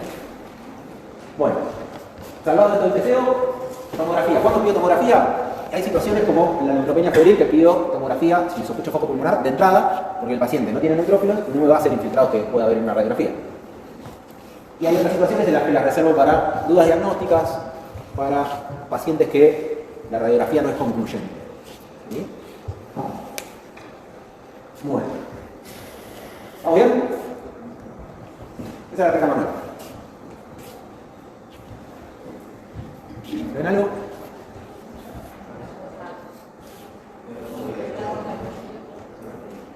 El consejo es comparen siempre por tercios los pulmones y vean si hay alguna asimetría. No. Esto es raro, ¿no? Si se ponen sutiles, acá hay alguna cosa. Pero mínimamente hay un infiltrado, un patrón mixto parecería, más tendiente a consolidar a nivel de campo medio derecho. ¿Están de acuerdo? ¿Alguien ve otra cosa? ¿Otro comentario? Bueno, tenemos acceso a una tomografía, así que le pedimos una tomografía también. Y en la tomografía aparecen alguna otra cosita más. Ajá. ¿Sí? Se ven lesiones nodulares, calcadas, con paredes más bien gruesas. En campo medio, en realidad, que sería el lóbulo superior derecho, y esto, el lóbulo inferior derecho y el lóbulo inferior izquierdo. ¿Bien? Bueno. Y le pidieron un laboratorio a Manuel, pero estaba pendiente. El laboratorio, hay problemas técnicos en el labo. Pero va a estar en un par de horas. ¿Qué hacemos con Manuel? Todavía no le pedimos. Bien. ¿Qué es lo que tengo que...? Pongamos en pausa esa pregunta. Ahora vemos qué hacemos con Manuel. El asterisco acá es qué imágenes me puedo encontrar cuando pienso en una neumonía. ¿Sí? Cuando viene un paciente con neumonía, ¿qué tipos de neumonía puede haber a nivel radiológico? ¿Usaron imágenes ya? ¿Está que siempre quedó? ¿O nadie? Bueno. Las neumonías lobales las van a ver habitualmente con patrones de consolidación. Con un programa aéreo. Si está cerca del corazón, no se puede marcar el signo de la silueta que nos dice que el infiltrado es posterior a la silueta cardíaca. A veces son predominantemente consolidativos, pero hay algún patrón agregado alrededor. A veces hay consolidaciones en las bases y compromiso intersticial en el resto del parénquima. A veces son patrones más intersticiales. A veces hay nódulos. Y en la tomografía podemos encontrar patrones consolidativos, nódulos conectados. ¿Esto qué es? El compromiso intersticial, eso es vidrio esmerilado. El vidrio esmerilado señala inflamación del intersticio. ¿Sí? El patrón de consolidación señala inflamación de adentro del alveolo. Puedo encontrar nodulillos, anódulos, patrones más mixtos de nuevo, hay condensación de nodulillos, y hay otro patrón que alguno debe conocer. Un patrón de diseminación bronquiolar que da con imágenes en hojitas. El árbol en brote lo han escuchado nombrar. Es un buen momento para aprender ese patrón. Todo esto, si somos más fundamentalistas del porqué de las cosas, lo que nos está señalando es cómo se está diseminando el proceso. Si el proceso gana el alveolo, me va a dar un patrón consolidativo. Si el proceso sucede por el intersticio, me va a dar un patrón intersticial. ¿Sí? Y hay veces que los bichos hacen las dos cosas y empiezan a combinar algunos patrones. La otra ficha que completa el panorama es cómo responde el paciente a eso, qué tipo de inflamación hace. ¿Sí? Entonces, no es solamente dependiente del agente causal, sino dependiente también de la respuesta inflamatoria. Y eso termina haciendo que no haya ningún patrón que sea patognomónico de alguien. ¿Sí? Pero, dicho esto, el árbol en brote es un patrón que señala compromiso de la pequeña vía aérea. Si recuerdan de Histo o de Anato, la vía aérea se va dividiendo de dos en dos. Cuando se inflaman los bronquiolos que se van dividiendo de dos en dos, dan una imagen que es como si cortaran un brócoli a la mitad o un coliflor a la mitad, y se llama árbol en brote. Acá se ve apenas, pero googleenlo y veanlo, que es bien claro. Cuando los procesos avanzan, la inflamación se cronifica un poco y el pulmón va a tender a cicatrizar, puede cicatrizar de esta manera, engrosando septos y dando patrones que se confunden un poco. Después lo van a estudiar bien en imágenes. O bien pueden tener un patrón así. ¿Qué es esto? Miliar, puede ser. Miliar. Un patrón miliar que señala. Tuberculosis. No señala. ¿Qué señala un patrón miliar? Una diseminación hematógena. Perfecto. Fíjense la diferencia entre esto y esto. ¿Sí? Uno puede llegar a confundirse un nodulillo de acá con un nodulillo de acá. Puede llegar a ser muy parecido. Ahora, lo desperdigado que está este patrón no tiene nada que ver con lo localizado que está esto. ¿Sí? Y el patrón llamado miliar lo que señala de vuelta es diseminación hematógena. Que la causa más común de encontrar que sea tuberculosis es una cosa, pero no señala tuberculosis per se. ¿Sí? Esto puede aparecer en ectoplasmosis diseminada, por ejemplo. Ha aparecido en alguna criptococosis diseminada. Pero lo que tengo que pensar en esta situación es que el bicho que tiene está dando vueltas por la sangre, y como está dando vueltas por la sangre, probablemente pueda llegar a otro lugar que no sea solamente el pulmón. ¿Bien? Bueno, ¿dudas? Lo hicimos medio rápido, pero sí. Árbol en brote. Este pedacito de acá, acá tenés condensación, tenés algún engrosamiento del intersticio también. Puedo encontrar complicaciones de las neumonías también. ¿Qué es esto? Un absceso pulmonar. ¿Sí? Es una camilla con paredes entre finas y un poquito más gruesas, pero tiene contenido, tiene nivel hidroaéreo. Eso es más bien un absceso. Las cavernas, para hacer cavernas en realidad tienen que tener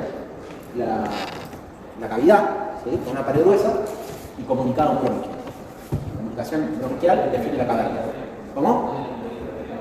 No necesariamente. Si está ocupada, sí, si no. Pero tenés que ver en realidad la definición radiológica es esa. Cavidad con comunicación bronquial. Y ahí aparecen varios signos que neumos seguramente van a ver. Signo de la raqueta. ¿Y esto qué es? Muy bien. Esto es un derrame pleural que por la densidad que tiene la tomografía, fíjense, está muy articulado, probablemente se trata de un empiema. Fíjense que acá cambiamos la ventana. Esto es una tomografía con contraste, pero la ventana no es parénquima pulmonar, sino es una ventana mediastínica.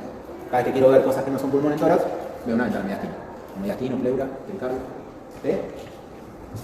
Bueno, y decíamos antes que las tomografías, las imágenes en general no tienen patrones patognomónicos en neumonía.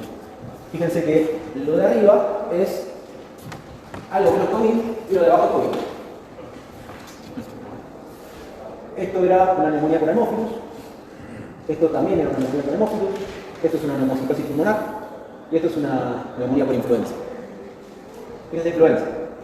No diría esto, bueno, me hace pensar en neumococo, está bastante consolidado. Y lo de abajo es COVID. Son patrones realmente iguales. ¿Sí? Así que no nos podemos pasar con un diagnóstico de una tomografía. Bueno, ahora sí, volvamos a Manuel y tenemos la pregunta que les estoy explicando hace un ratito antes de la imagen. ¿Cómo manejamos un paciente con neumonía? ¿Cómo manejamos este paciente con neumonía que estamos viendo ahora? ¿Cuáles son las cosas que me tengo que preguntar y que tengo que resolver? ¿Dónde lo voy a manejar al paciente? ¿Está para internar? ¿Está para mandar a la casa? ¿Está para internar en terapia? ¿Le voy a hacer diagnóstico etiológico? ¿Vale la pena? ¿Realmente me modifica la conducta hacer un diagnóstico etiológico? ¿Le modifica al paciente a futuro saber qué está pasando ahora? ¿Lo modifica tanto como para mandar a hacer el diagnóstico? Y lo otro es qué tratamiento le voy a indicar. ¿Le voy a indicar antibiótico? ¿Qué antibiótico le indico? ¿Cuánto tiempo? ¿Cuándo lo controlo?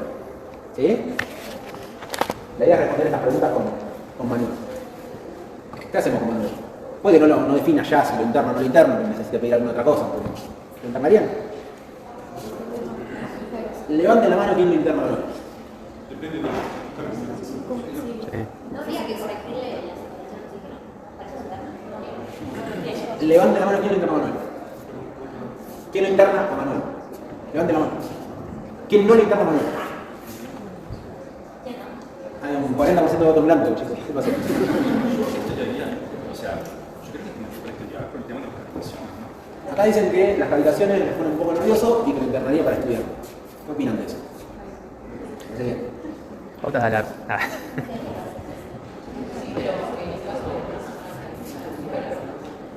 Bueno. Dejamos en pausa esta pregunta y seguimos un poquito. ¿Le harían diagnóstico etiológico? ¿Qué le pediría?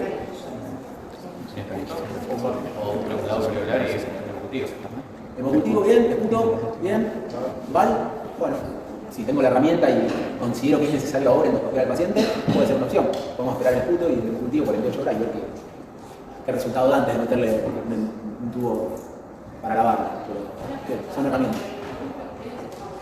¿Cómo? Tendríamos que revisarlo y ver si drena algo o si está en proceso de inflamación todavía sin material para drenar. Bien. Bueno, ¿cómo defino si lo interno o no? ¿En qué me baso? ¿Qué criterios? Hay criterios para manejo de pacientes, hay criterios que puedo tomar para responder esta pregunta de a quién interno y a quién no.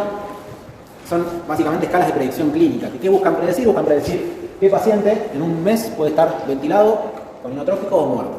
Y cuáles son las chances de que eso pase, proyectando de hoy a 30 días. El curso 65 es el que más se usa, el PCI es mucho más engorroso y requiere mucho dato de laboratorio, así que en general no lo usamos. En general no lo usamos. Y el curso 65, que es el que más usamos, que es el más sencillo, se basa en criterios de evaluación clínica y un criterio de laboratorio que tiene que ver con la función renal del paciente. Los criterios clínicos son el sensorio, la frecuencia respiratoria, la TA y como antecedente del paciente, qué edad tiene el paciente. La función renal se toma en torno a la urea y cada uno de estos ítems otorga un punto. Si el paciente tiene un punto o más, fíjense cómo crece la chance de a 30 días tener un fenómeno grave o estar muerto. Si no tiene ningún punto, es menor al 1%, y si tiene un punto más, empieza a crecer progresivamente dependiendo de qué tanto punto sube. ¿Bien? Ahora, esta escala se elaboró y se testió, por decirlo de alguna manera, se probó, se validó, se llama en realidad técnicamente, en una población de individuos que tenían neumonía. ¿Qué neumonía tenían esos individuos? Uno tiene que pensar que es lo más probable que hayan juntado de pacientes para armar el curso 65. Neumonía global o neumococo, un virus respiratorio, una neumonía típica, pero la mayoría neumococo. Por ende, ¿puedo manejar una neumonía por pseudomonas, una PCP, un COVID con el curso 65? Raro. De hecho, cuando manejamos en la pandemia la sala de COVID, si le hacían el curso 65 a la sala entera, había uno o dos que tenían un punto, el resto tenía 0. ¿Sí? Y estaban todos con requerimiento de oxígeno. Entonces, si bien son herramientas muy útiles para manejar a los pacientes, tengo que conocer en dónde las puedo aplicar y en dónde no. es una neumonía típica, lobar, bueno, podemos hacer un curso de 75 y saber que ahí va a funcionar bien. Si tengo algo que sale de esa regla, y tal vez no sea la mejor herramienta el curso de 75 para definir si lo interno o no lo interno. ¿Bien? Otra salvedad del curso de 75 es que si el punto está otorgado por la edad, tengo que evaluar el caso, porque cuando separaron a los pacientes y vieron mayores de 65 o menores de 65 en un punto, los mayores de 65 no se morían tanto, cuando el punto era la edad. Entonces, lo que se dice es que curve de 1 o más se interna, salvo que ese 1 sea por la edad. En el caso de que el 1 sea por la edad, se evalúa ese caso en particular y se decide en base a otros criterios. ¿Sí? Y lo que terminan recomendando la mayoría de las guías es combinar el CUB 65 con una oximetría de pulso y combinar esa oximetría de pulso y el CUB 65 con criterios como comorbilidades, social, condición familiar, herramientas del paciente para volver a consultar si le va mal con el tratamiento indicado. Háganse el tratamiento, recursos del sistema, también por eso necesitamos con el paciente. ¿Bien? ¿Dudas? Esto es de lo más importante de la clase. ¿Sin duda? Entonces, para Manuel no vino. Ella dice para Manuel no sirve el curso de 75. ¿Están de acuerdo?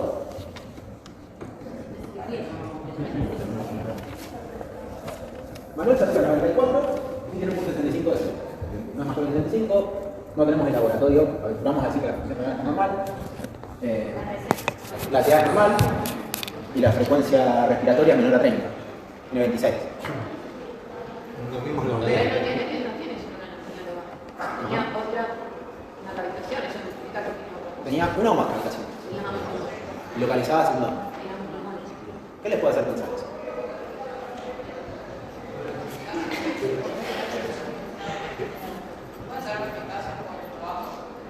No, las ictasis son mucho más chicas, las imágenes en general se ven como tipo caño de escopeta porque son dilataciones más chiquitas.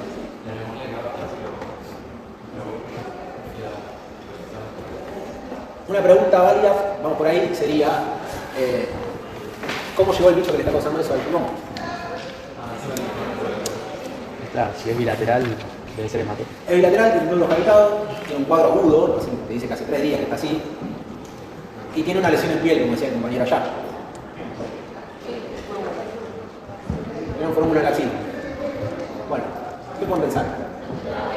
Una fila auto. Bien. Puede ser otra cosa, ¿no? ¿Qué hacemos? ¿Le internamos? Sí. Levante la mano que lo interna. 2, 3, 4. ¿Alguien más lo interna? ¿Cómo está la hora? Estaba cortada la luz del laboratorio y no lo Yo le haría. nada, que no pasa realmente. Yo le haría tratamiento de neuronas. Bueno. Pregunta. ¿Saben la mortalidad del infarto del miocardio con obstrucción completa de la siguiente anterior con tratamiento? ¿Cuánta gente se muere? ¿De 100 pacientes cuántos se mueren? ¿Cómo? Vamos a comparar mortalidades. Infarto del miocardio con obstrucción completa del siguiente anterior con tratamiento. ¿Cuántos se mueren? De 100. Sí, eso no. No, 50 no. 5. 5% con tratamiento. ¿Sí? ¿Saben cuántos pacientes con bacteriemia complicada por estafilococo se mueren con tratamiento? ¿De 100? 30. A 30 días es 30-33% la mortalidad. La sospecha de una bacteriemia complicada por estafilococo es motivo para internar al paciente. No me importa el laboratorio, no me importa el estado clínico del paciente, ¿sí? No me importa la edad. No, estás en un cuadro de altísima mortalidad. 33% de mortalidad de lo más virulento. Y lo vas a confirmar cuando esté en la casa del paciente, lo vas a llevar 72 horas, porque es la otra alternativa.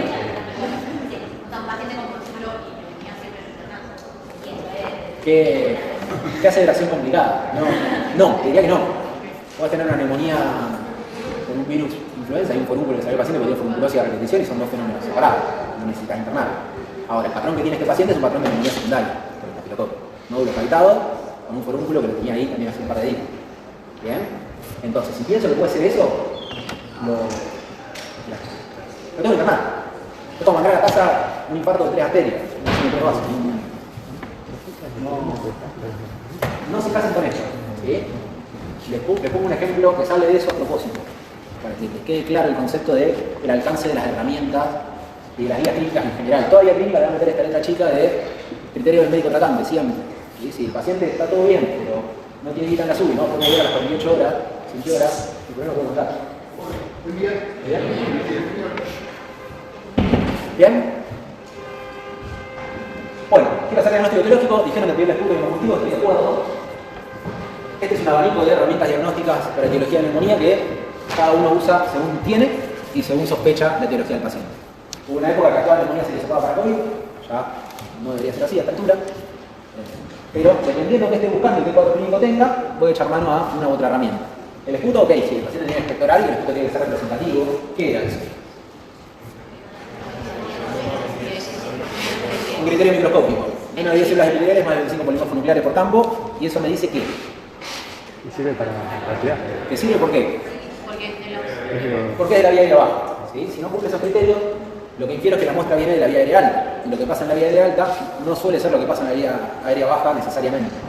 Puedo estar pescando una colonización de vía aérea alta y abajo en el pulmón está pasando otra cosa.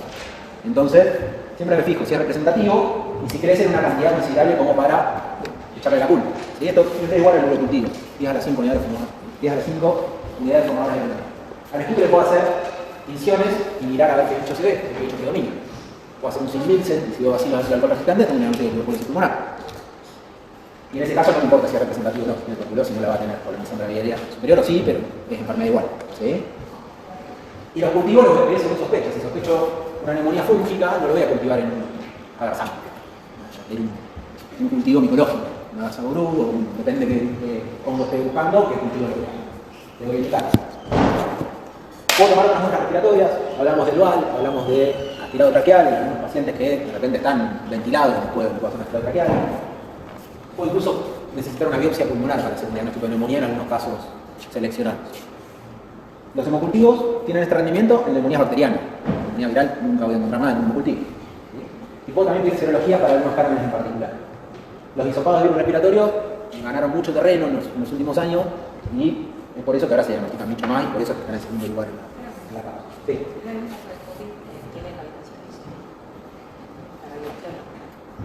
COVID presentándose como cavidad. Depende del cuadro clínico. De este paciente, y probablemente no. No con el criterio diagnóstico de esa neumonía. Ahora, si la epidemiología está llena de COVID, clasificar si el paciente tiene COVID no lo va a sacar igual. Pero es por otra causa. Por el cuadro clínico en particular no piensa en COVID ni en gripe. Algo bacteriano o algo sistémico. ¿Bien? Y hay antígenos urinarios para algunos patógenos que también pueden andar bien. Dijimos que a Manuel le pedíamos hemocultivo de escudo. ¿Vamos bien con eso? Bueno. ¿Y qué tratamiento le indican? ¿Le ponemos antibiótico a una neumonía? ¿Siempre? No, es eso. ¿Cuándo no? Cuando es viral. ¿Cómo sabemos que es viral?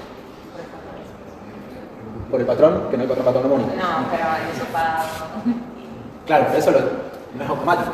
Ustedes hizo con un paciente y el resultado con suerte lo tienen a las 12 o 24 horas. ¿Cuál es la principal causa de neumonía? ¿El neumococo puede haber un patrón que se parezca a un virus? ¿Puede haber polimicrobiana? La respuesta a la pregunta que había hecho antes de si siempre se le da antibiótico a una neumonía, es cierto que no es sí siempre. La mayoría de los casos sí voy a tratar una neumonía empíricamente con antibiótico, en la gran mayoría de los casos. ¿Cuándo no voy a dar un antibiótico? Bueno, un paciente que viene con un cuadro crónico, estable, que hay que terminar de estudiar y que ya hizo algún tratamiento antibiótico previo, que sé que es un cuadro crónico, que en 24 o 48 horas va a estar igual y necesito estudiarlo, bueno, ahí puedo tomarme la licencia de no darle antibiótico, porque conozco la evolución del cuadro. Pero un paciente así, como viene Manuel, le tengo que cubrir la neumonía bacteriana, porque en rigor es la principal causa. Y no hay patrones patognomónicos ni imágenes que me señalen que este es un virus, seguro. No. Ahora, si le di antibiótico y a las 48 horas viene un hisopado de influenza positivo, y es eso, bueno, le puedo suspender. Eso creo. ¿Bien? Bueno. Distinta es una infección urinaria baja, por ejemplo.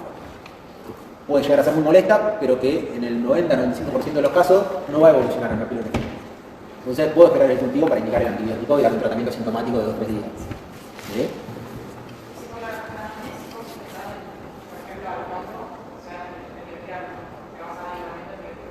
Dependerá qué conjunto de cosas tengas. Esa pregunta la puedes aplicar a un neutropénico febril, la puedes aplicar a un paciente con VIH, la puedes aplicar a un paciente que es de la comunidad y no tiene antecedentes.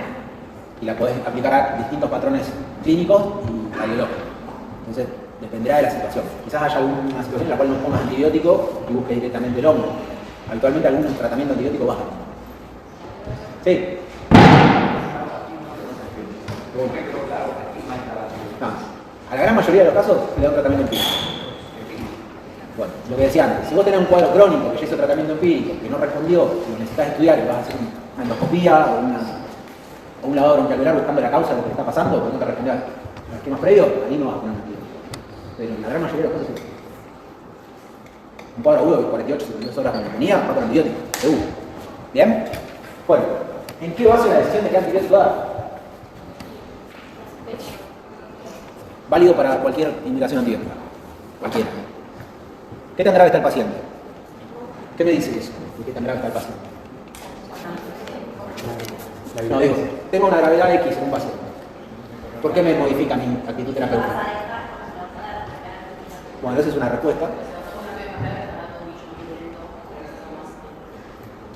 Esto nos define el margen de error que podemos tener. Un paciente grave, voy a tener una chance de tratarlo. Si le pifio, probablemente el paciente se muere.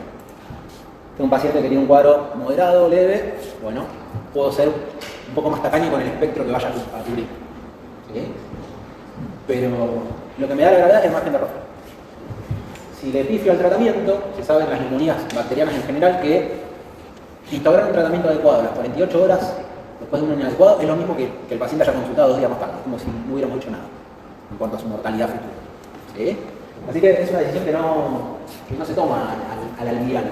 Hay que pensar al paciente de que justificar por qué le doy amoxicilina, por qué le doy amoxicilina clavulana, por qué le combino claritromicina. Todo eso que muchas veces uno lo estudia de memoria de una tablita de 5 tipos de neumonía, en realidad tiene una justificación y la idea es que hoy se asomen a por qué pasa eso, qué es lo que me define indicar una cosa u otra. Junto con la gravedad, la etiología más probable y qué patrones de resistencia tiene esa etiología más probable en mi comunidad, o en el mundo, o en mi hospital. ¿Sí? Entonces, a nivel Argentina hay un monitoreo de qué tan resistente es el neumococo, qué tan resistente es el hemófilo que circula, como para yo saber qué le puedo indicar. ¿Sí? No tienen que saber esto, estos números, son ilustrativos para que ustedes vean que las decisiones están basadas en algo.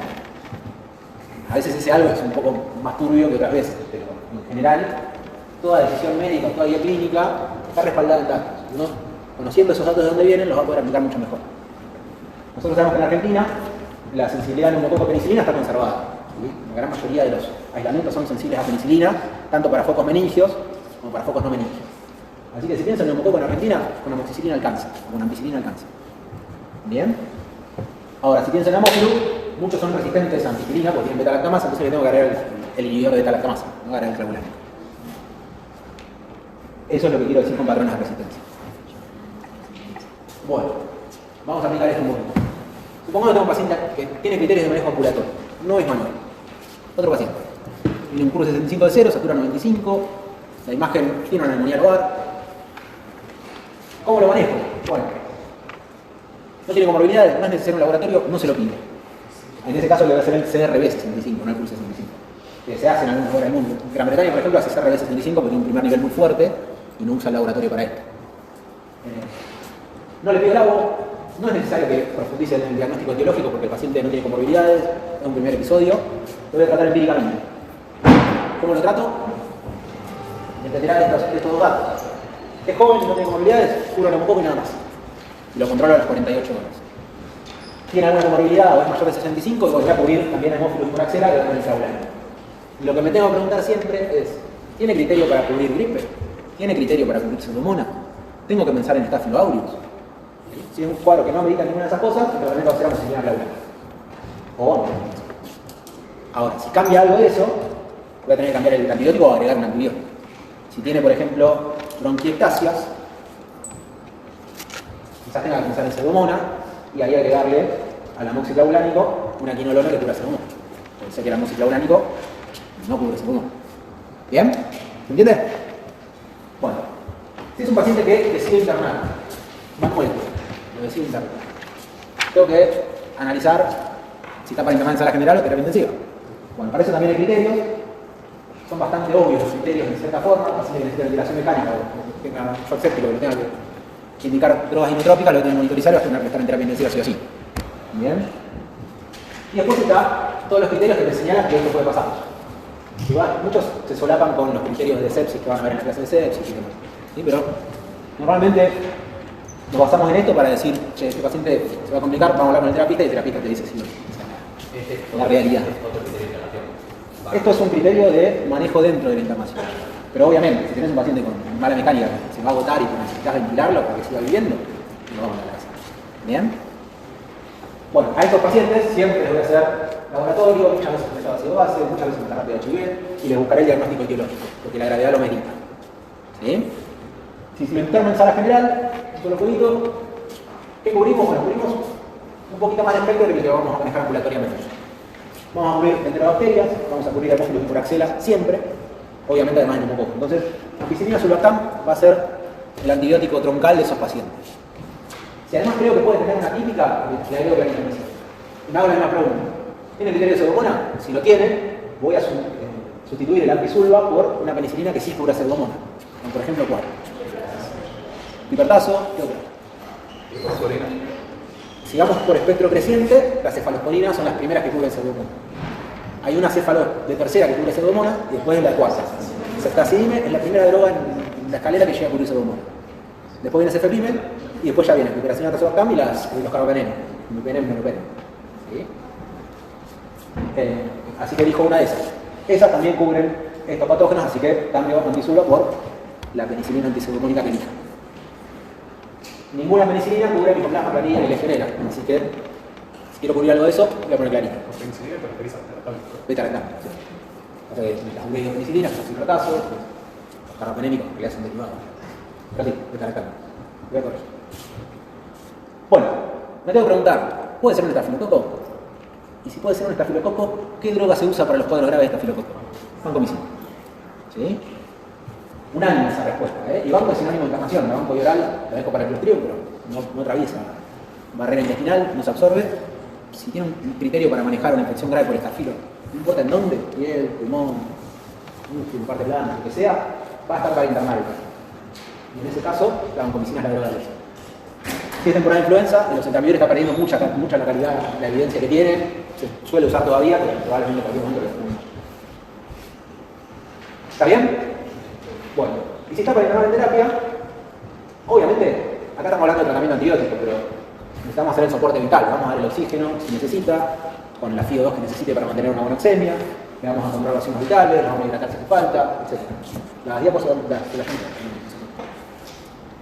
Entonces, además del soporte vital, si están en útil, los cambios son principalmente estos. Siempre se combina la claritromicina. En el tratamiento en sala, la claritro es opcional, no necesariamente tengo que usarla. En terapia intensiva, sí. Y después me hago las mismas preguntas. ¿Hay que cubrir pseudomonas? ¿Hay que cubrir estáfilo? ¿Hay que cubrir gripe? ¿Puede pasar que un paciente le ponga AMS, claritro, banco y ocelta? Sí, perfectamente. ¿Por qué?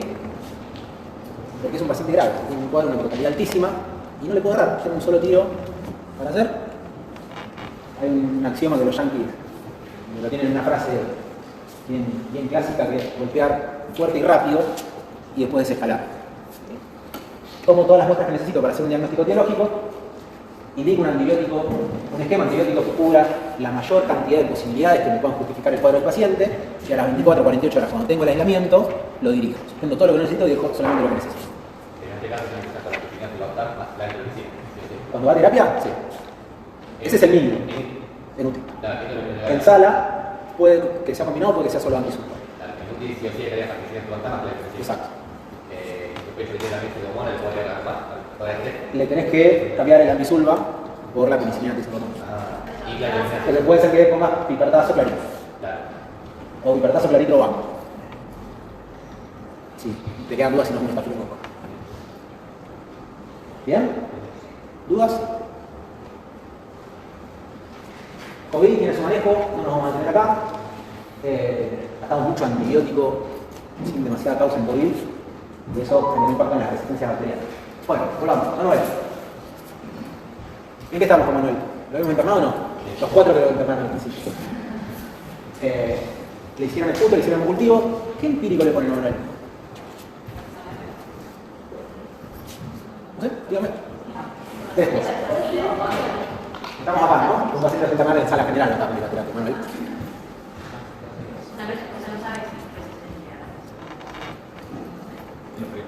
Y para mí sí, no sé, puede ser el mejor. Ampisulvo, ¿lo ponen? ¿Clarito? ¿Por? Las ampisulas le ponen porque se como coco es la primera causa, no la van a dejar de cubrir. ¿Clarito? ¿Por qué? Hay argumentos para poner claritro y hay argumentos para no poner claritro. ¿Verdad? Puede dividirse la tribuna y está todo bien, pero justifiquen la postura. Como nada. Bien, ¿y cuál de estos bichos podría dar ese patrón? Es rarísimo que suceda eso. Quizás Mycoplasma tiene algún reporte de neumonía cavitada. Lo habitual de estos patógenos es dar neumonías lobares, en el caso de Legionella, y citacosis, o neumonías intersticiales. No hay ninguna de las dos cosas, son nódulos cavitados. Entonces, medio como que sería demasiado raro que sea una de estas tres causas. El argumento a favor de la claritro es que le postulan roles inmunomoduladores. Entonces, como que en el caso de los neumonólogos les gusta mucho usar la claritro, argumentando el rol inmunomodulador y la mejor cicatrización posterior del pulmón. A mí no me gusta poner la claritro cuando no sospecho algo. Así que bueno, si quieren ponérsela y lo justifican así, acepto, pero yo no lo pondría. Gol. No, es de grupo. Acitro también lo usan. ¿Se alguna? No tiene un pulmón seculado previamente, no son antibióticos amplio espectro, no tienen comprometido, no tienen directo. ¿Estáfilo? Bueno. ¿Y qué cubre? Habían hablado algo ahí de distintos tipos de estáfilo. Bien. Buena observación. ¿Y qué creen? ¿Hay más Samerra o Samesa? Bueno, esa es una pregunta que uno se hace en este momento. ¿Cuántos son Samerra y cuántos son Samesa? Pues en algo hay que basar la decisión. En Argentina la mitad son Samerra y la mitad son Samesa. Así que hay que cubrir el Samerra siempre. ¿Sí? A nivel mundial siempre va a haber bastante Samerra. Nadie tiene hoy en día incidencia de Samerra tan baja como para no cubrirla cuando son muchos estafilococos. ¿Bien? El problema del Samerra Samese es... Esto pregunta el Samerra. ¿A qué es sensible el Samese? ¿Y a qué no es sensible el Samerra? No son los efectos. Penicilina, ¿le pega el estáfilo? No. ¿La penicilina simple? No. Hay un 1% de estafilococo que conserva sensibilidad a penicilina. No existe. Si quiero poner un metalactámico, ¿qué tengo que poner? El inhibidor de beta-lactamasa clínicamente no es malo. Una cefaloprina, exactamente. Esa es la droga de elección para el Samesa.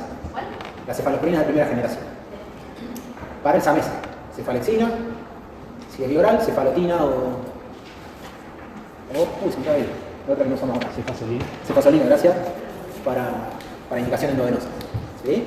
El tema es que normalmente no llego a cubrir con eso la otra mitad, que son los Samerra. ¿Hay algún metalactámico que le pega al Samerra? La de quinta generación que no existen en el ámbito público, son muy caras. El resto de los metalactámicos no le pega al Samerra. Entonces me tengo que ir a otro grupo. ¿Y ahí qué elijo? ¿Cómo? Glicopéptido, que es la banco. Para cuadros graves voy a usar banco. Y para cuadros no graves manejo ambulatorio, supónganse, no en el caso de una neumonía, un forúnculo, una celulitis. ¿Cómo? Linesolida y viral puede ser, es muy caro, no se suele usar. Trimetoprima, sulfamethoxazol, clindamicina, minociclina son opciones. Las quinolonas son bastante malas para el estafilococo, así que no están recomendadas, salvo alguna excepción de infecciones osteoarticulares. ¿Bien? ¿Queda claro eso?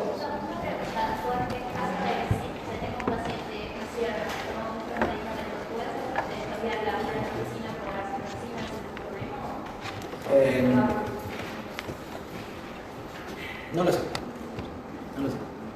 No hay en tratamiento de neumonías atípicas, la elegías o claritro o levofloxacina. No te puedes ir a un equinologo a evitar interacciones medicamentosas. Es cierto que altera la dinámica del citocromo P450 y te puede alterar alguna otra. Si no te gusta la interacción que puede llegar a pasar, te pones a citro, que más o menos tiene las mismas interacciones, te pones una levofloxacina.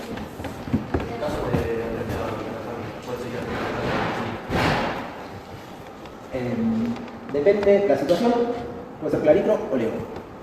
Los yankees, por ejemplo, tratan con claritro. No usan los beta-lactámicos de primera elección, usan claritro. Pero es una muy mala noticia que tengas una alergia a penicilina importante que no puedas usar el beta-lactámico. Los mejores antibióticos en cuanto a su poder bactericida son los beta-lactámicos. A tener una respuesta siempre subóptima. Estamos hablando de tratamiento empírico. Después, cuando tengamos el bicho identificado, va a ser otra historia. Ahí vamos a repensar. No podéis usarlo. En la mayoría de los casos no es lo más recomendable, en endocardititis derecha es la droga de elección. Bien. Pero sí, la droga patrón de la bacteriemia es baja.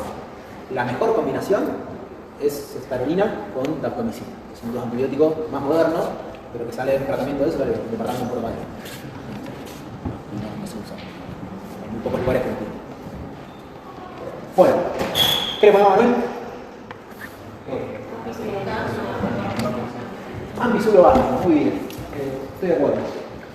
48 horas llegan hemocultivos, si llega justo, SAMR, una serología H negativa, y se habla en el pase de pedir el endocardiograma. ¿Está bien? Sí, hay que pedírselo, hay que descartar una endocarditis en él, puede confirmar una bacteriemia con impacto pulmonar, probablemente a punto de partida del folículo que tuvo. El tratamiento empírico inicial en ese banco, y ahora que tengo el rescate, lo puedo dirigir. Le puedo sacar el AMS y le puedo dejar la vancomicina por cuestiones más de cuestiones farmacocinéticas y farmacodinámicas, le puedo agregar clindamicina, pueden olvidarse de eso, no pasa nada. El tratamiento en este caso va a ser un mes. ¿Pero cuánto tiempo se trata una neumonía? Bueno, depende. Depende del manejo y de la respuesta. Una neumonía ambulatoria que anda bien, con 5 días alcanza. Una en sala que anda bien, 5 a 7 está bien. Una neumonía grave, 7 a 14 está bien. Si pesco bichos particulares, el tratamiento también va a tener duración particular. Si es estáfilo, dependerá. Si es una neumonía primaria y no me hizo una bacteriemia complicada, lo puedo tratar 14 días. Pero si es una bacteriemia, lo tengo que tratar en realidad 28 días desde que constato los hemocultivos negativos, desde que sale el hemocultivo de copia.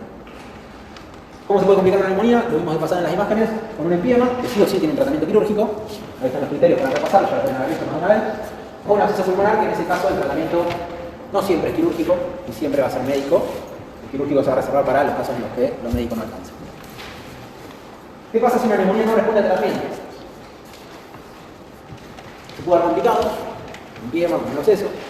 Puede ser que no esté cubriendo lo que realmente tiene el paciente, así que tengo que pensar en etiologías no sospechadas o en resistencia a un tratamiento que indique, que tiene una listita de cosas que pueden justificarlo, la mayoría raras, y esta nada rara. Muy frecuente que una neumonía no responde del todo, es una tuberculosis.